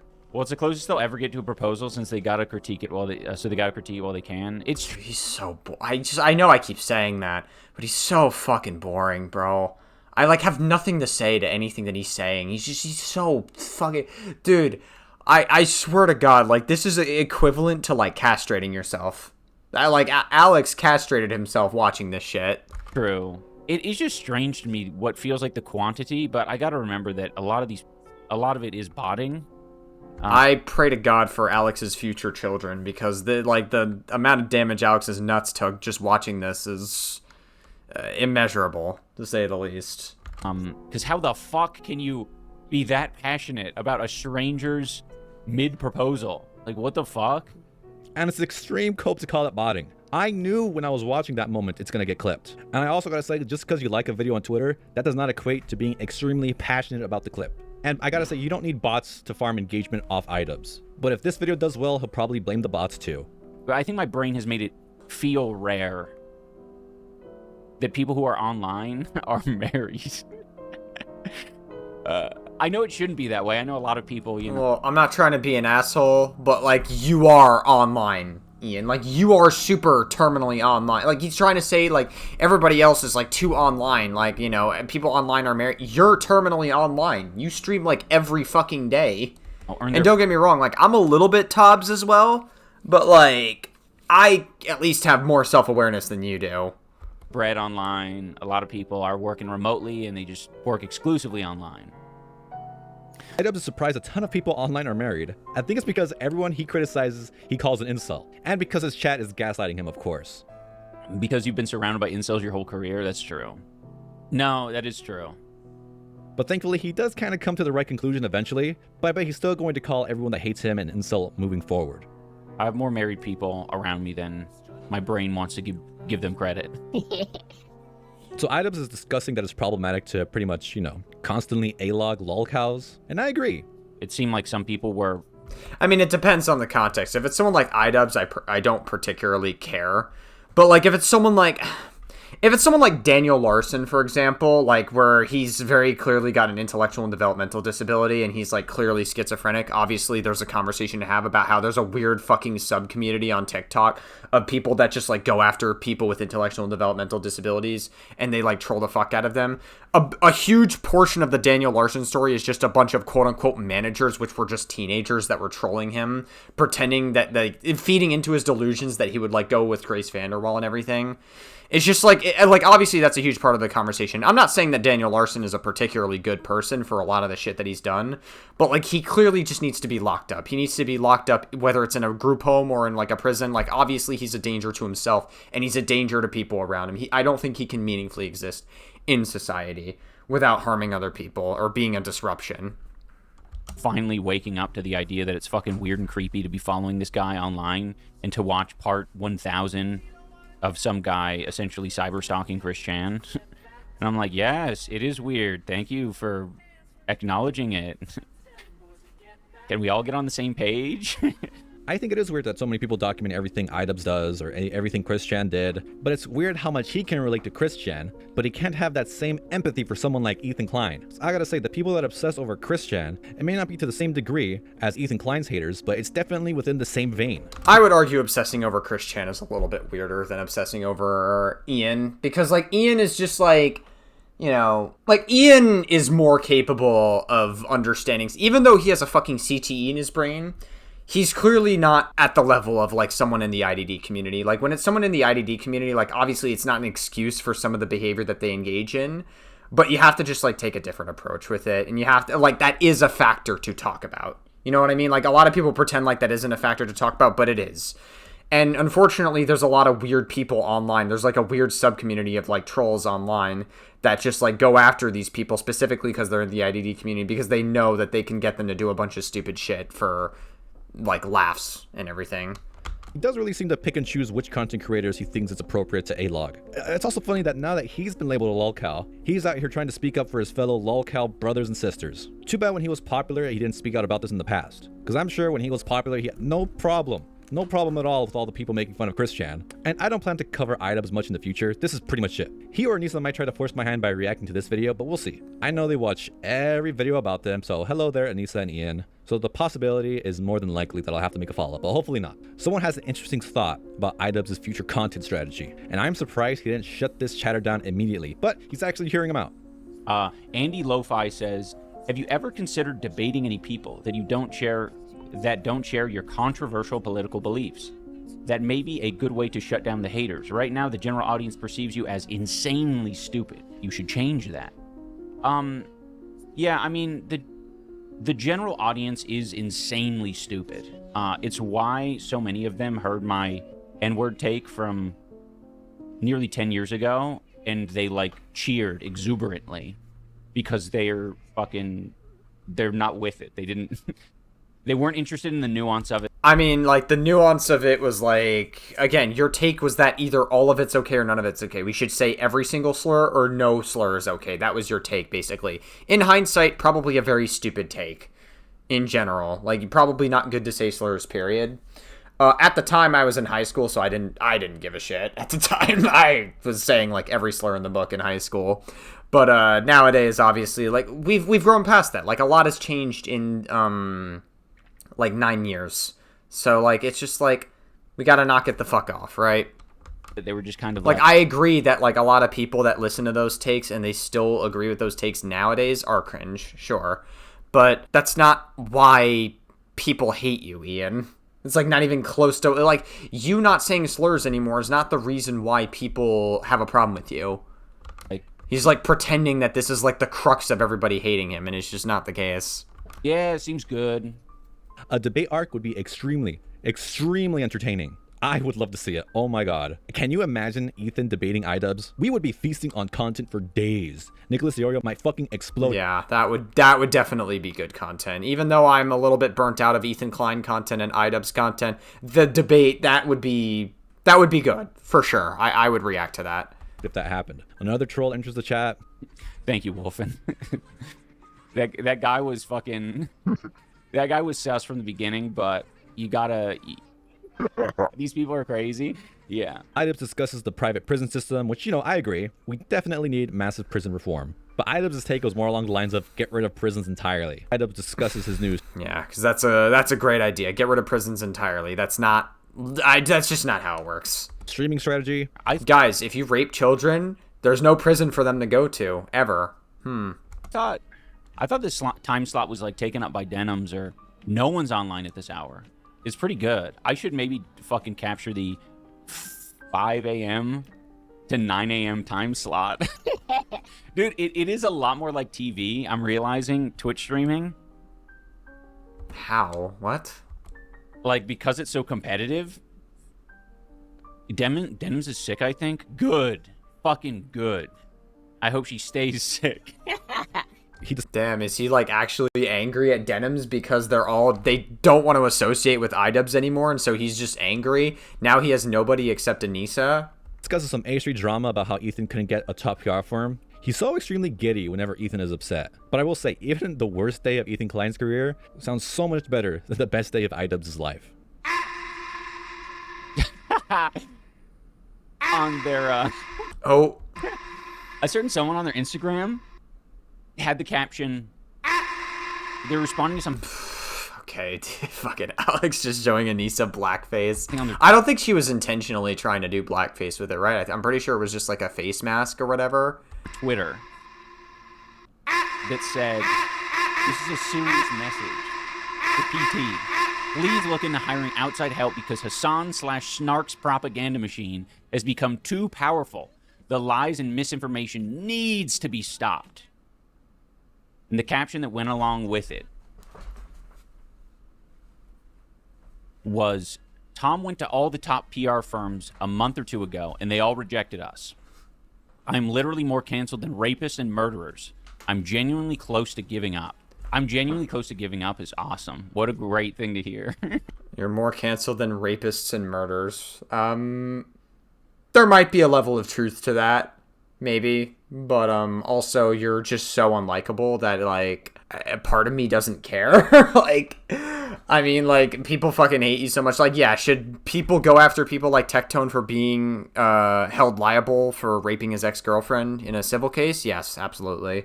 But also, you're a bad person. People are allowed to call you out, so that's just kind of where we're at. Him just talking about how problematic it was to follow every one of Chris Chan's moves does not seem to register in his head now that he's talking about a chatter that's been watching all of... Bold of you to assume that anything can register in his head, Alex the Fiction. We should know this by now. Ethan Klein stuff. Like, why can't he see that these two things are more similar than he's giving credit to? How do you feel about the billboard of James Charles? It's just so fucking stupid. It's pathetic. He can... I mean, like, my take on the James Charles thing is, to my recollection... like half the allegations levied at James Charles were fake and done like by people looking for attention online. There were some of them that were credible and some of them that were really inappropriate and gross. I will say, I think James Charles was not verifying the ages of some of the people. And another thing I will say in addition to that is I do think that he is worthy of criticism for constantly getting himself in situations where he's not verifying the age of these people. And I feel like there are times where he's doing that on purpose and continuing to engage with these people without verifying ages. I think it gets to a point. Like, if you have like 10 allegations or like 15 allegations against you, and all of those allegations you're not verifying ages, like at a certain point, I feel like it becomes your fault. If you're just like constantly repeating your mistake of not verifying ages, I feel like after you haven't verified ages once, it is your due diligence to verify the ages of everybody you're talking to after that going forward. Like, I think there is a massive amount of irresponsibility from James Charles for sure. I haven't deep dived every single instance or situation of James Charles, so I don't know if I'm confident on saying he's a predator yet. But maybe at some point someone will make a deep dive. And I guess apparently Ethan Klein's working on a new H3H3 Productions video. Some people are saying it's rumored to be a James Charles hit piece, in which case I'll react to it and maybe I can actually educate myself on it. Because, like, as petty as Ethan can be, he's not a liar. So I imagine I will get all the available information in that video. So...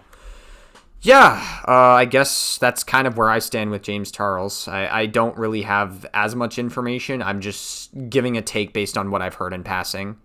only attempt to solve things by spending money. It's like, work on the show, make it more entertaining, don't harass people.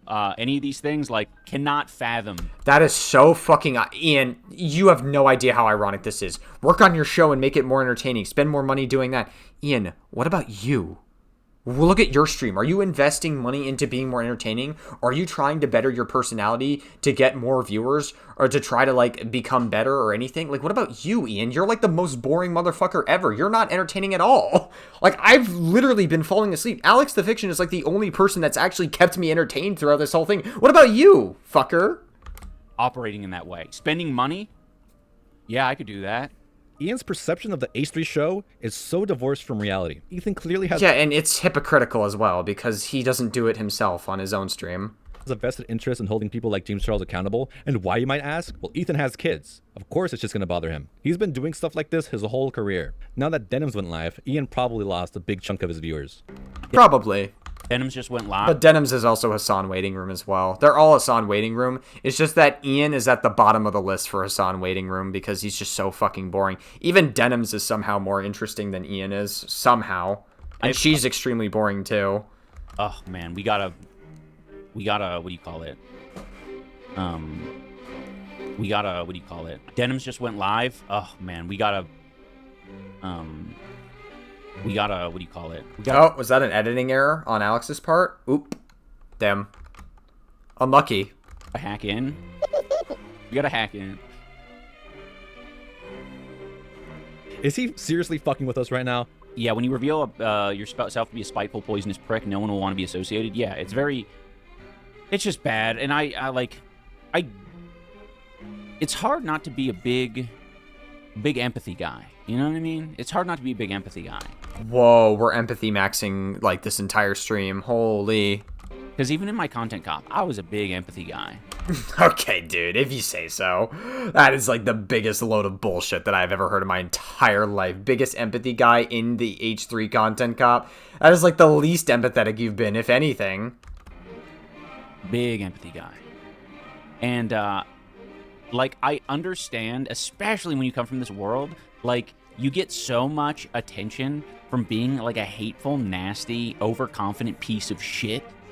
And so, like, that being the strategy and, like, no self-reflection, like, I can see how it would lead to a big-time spiral. Where you just keep trying to do the same fucking thing that got you attention in the first place, but it's not the way to go. Especially when you have kids, especially when you've been doing this a long time.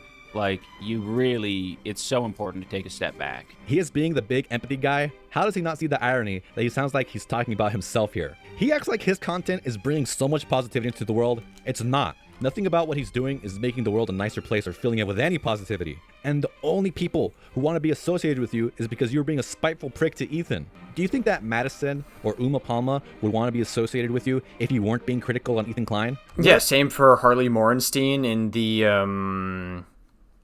Creator Clash 3. Same for a lot of other people in Creator Clash 3. Like, a lot of people dropped out after that content cop. It was like one of the dumbest decisions ever to do, to fuck over so many fighters in Creator Clash 3. It's actually fucking crazy how many people Ian fucked over, and now it's just like he has no self-awareness of the shit that he does and the reason why people hate him. Here is the self-reflection of the content you're making now.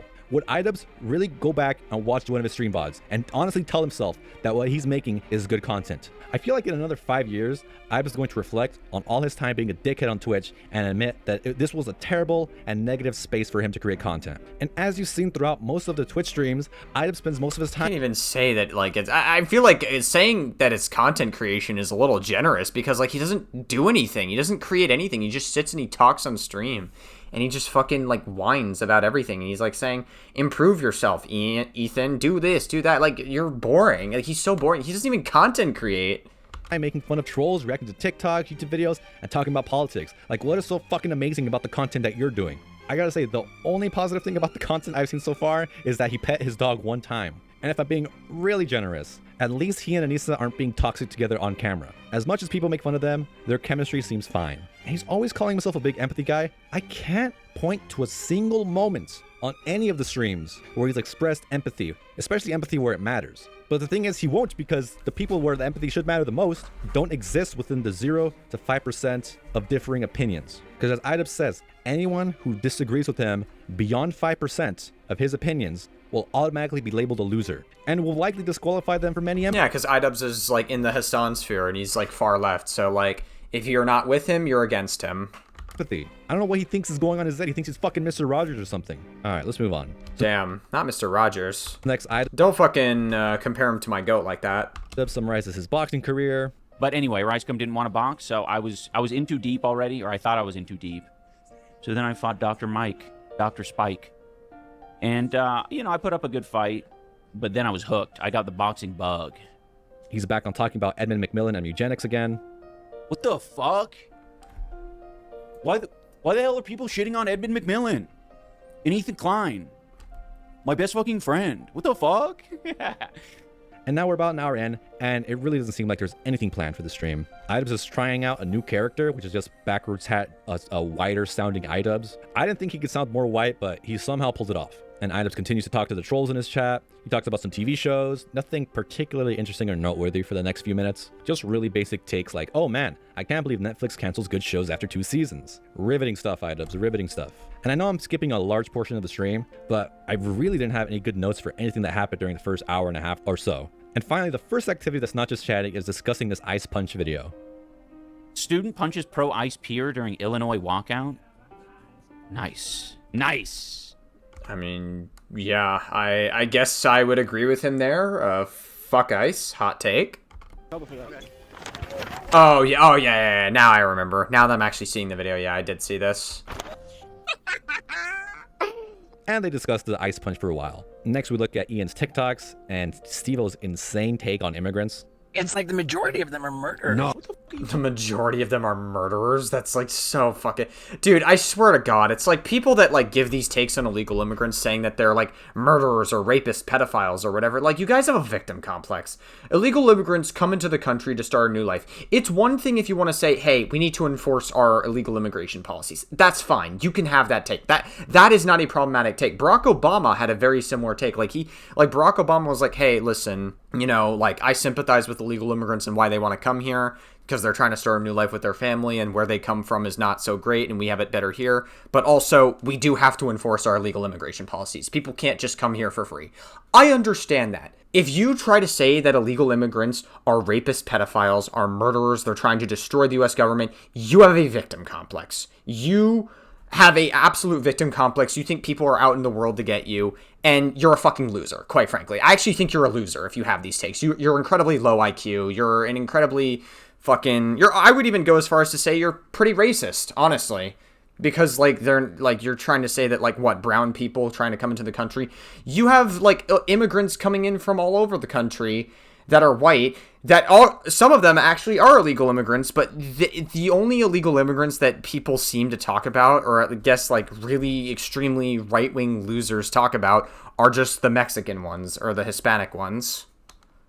Talking about people who are illegally in America. He's saying people who are illegally in America, the majority are murderers, do you say? Yeah, obviously he's not. Like, this is not even true. Like, I just don't believe that in any capacity. Can he show us any, like, evidence for this claim? And at first, he's just saying this. I wondered if it was out of context, too, because the clip seems suspiciously short. But credit to Idubbbz, he does go to the source, and he does verify that he wasn't taken out of context. So I have way more notes. No, I don't know. I don't know what context would make saying every single, or a majority of illegal immigrants are murderers, like...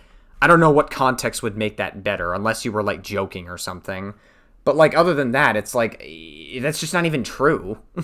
For the rest of the stream about how Idubbbz is interacting with trolls, I have 8 more timestamps where Idubbbz does so, but I'm so sick of it at this point, I'm not going to include any more troll talk for the rest of the video. Next, Idubbbz goes over a TikTok about a man going through dementia. It's actually just really sad. I'm not going to play the clip, but it's an interesting TikTok, and although his commentary is not the best, the TikTok is interesting enough to get you through this part. Should we get an early Erdl out of the way? I think so. Oh, no. All right, Alex. I know you want to play the edit. Play the edit. Just do it. There we go. All right, I'm not even going to, like, go crazy. Bro, is he going to fucking repeat letters again?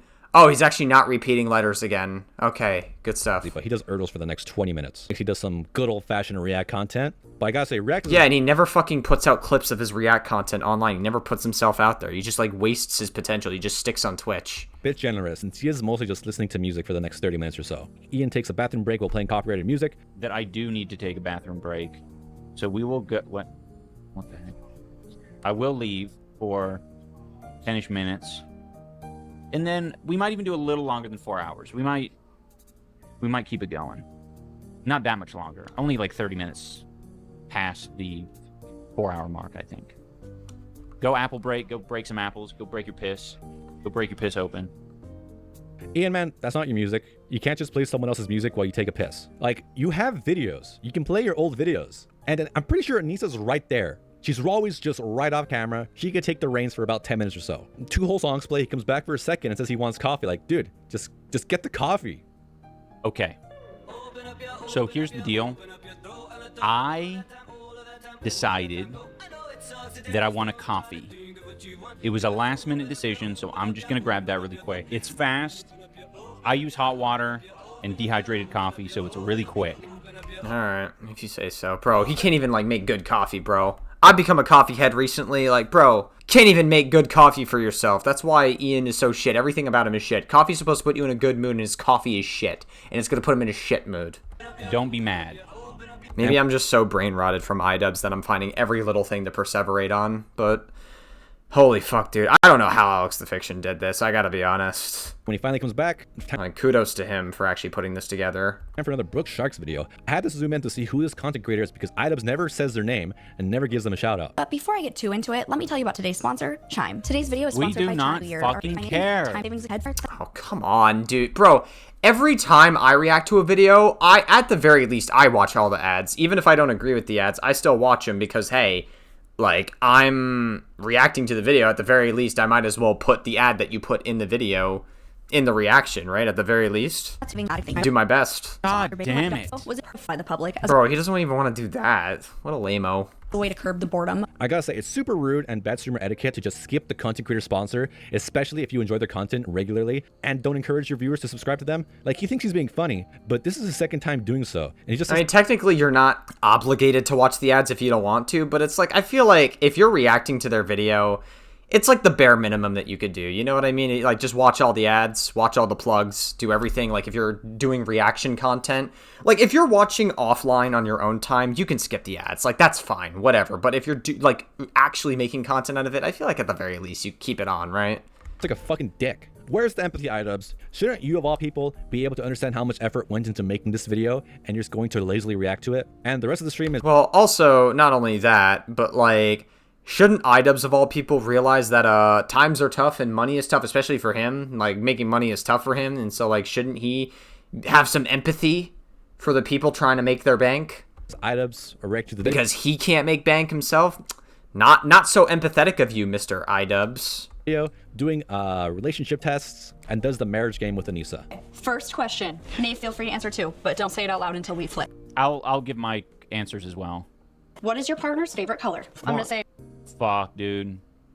I mean, it kind of depends. Because Anisa would probably answer this for me as well. She has an answer, but I kind of like... I changed my mind on it. Anisa's is... It's purple. It's the color of her underwear that Cameron F305 saw in the OnlyFans shoot. Okay. I'm going to say Anisa's is purple. That's correct. Okay, I'm correct. Damn, I actually said purple. Fuck, dude. We actually got purple. Damn. I'm clairvoyant, guys. That's a passive Iconismus ability that I never told you about, is being clairvoyant. Told me, okay, you've said a few things. The first, when we met, it was green. Mm-hmm. And you've said a few times chartreuse. I think I've said that as a meme. Okay, so that was a meme. Chartreuse, that's a color I haven't heard of in a long time. But green is the last time. Yeah. Yeah, so... And it's actually pretty interesting and entertaining, not because of iDubbbz and Anisa, but because this is just really easy content to react to. Well, it's probably more entertaining because of Brooke Sharks. Brooke Sharks. I didn't mean to say Brooke Sharks. Brooke Sharks' content. Should have been more of the focus of the stream. If you cut out 3 hours of this and focused it around this, and this was the theme of your stream, I think it'd be actually a really fun, lighthearted, interesting, and engaging stream. But most of the stream was just bullshit. So I'm honestly not sure how much longer the stream went after this point because the VOD I have just ends. But I don't really care anymore. I'm pretty sure I got the gist of the whole stream. And that's the end of the last stream. I am free. So let's debrief. You are free from the shackles, Alex. On everything. Conclusion. Let's go over the goals I set at the start of the video. So goal number 1 was, is the content as bad as people say? I gotta say yes and no. There are certainly some segments that kept me engaged, particularly the Brook videos. It was very easy React content for items to do, but I gotta say 50% of the streams where really nothing was going on. And I think the reason I felt that way is, as I showed on my test earlier, the 90 Day Fiancé stream had about an hour and 20 minutes of actually nothing happening after taking into consideration all the pauses and all the filler words. And if I was gonna do it percentage-wise, I'd say about 85% of the content is about as bad as people say, but there's a 15% nugget in there of decent, watchable content. I'm not gonna say it's good content, but it's watchable. I don't think I would have gone through that 85% without having games on the side. And I definitely don't think most of this content would be able to fully grab someone's attention. Out of that 15%, maybe only about half of that was gripping and engaging content that I just had to step away from my computer screen to watch, if I'm being generous. So goal number 2, how long did it take me to get banned? It only took me about 15 minutes. His mods are really fucking him over if they're banning the first time chatters. I don't have anything linked to my... Again, I do think that they just Googled Alex the Fiction and they thought, oh yeah, that's where he, we see that he's an H3 channel, so we ban immediately.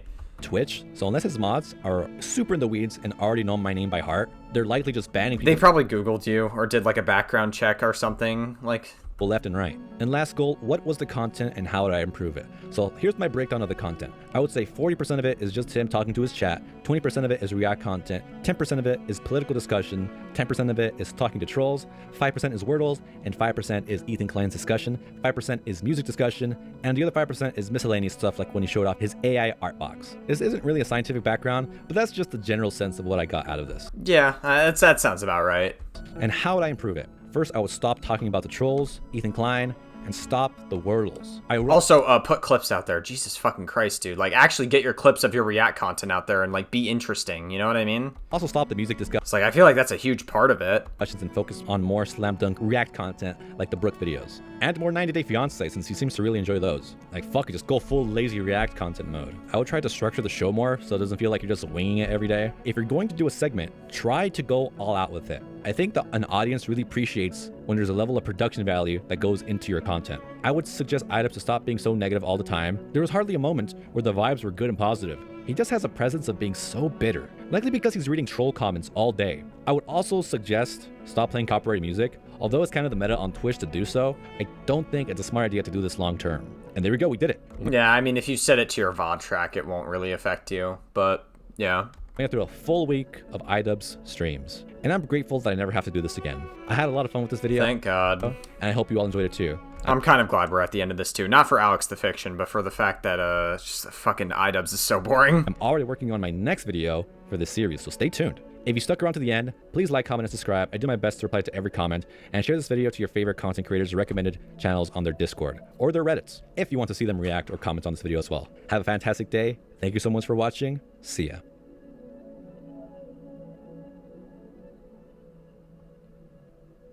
Again, thank fuck that's over with. Jesus Christ. I don't know how much more iDubbbz I can take after that. Yeah, that was a very, very well put together video. I really enjoyed that.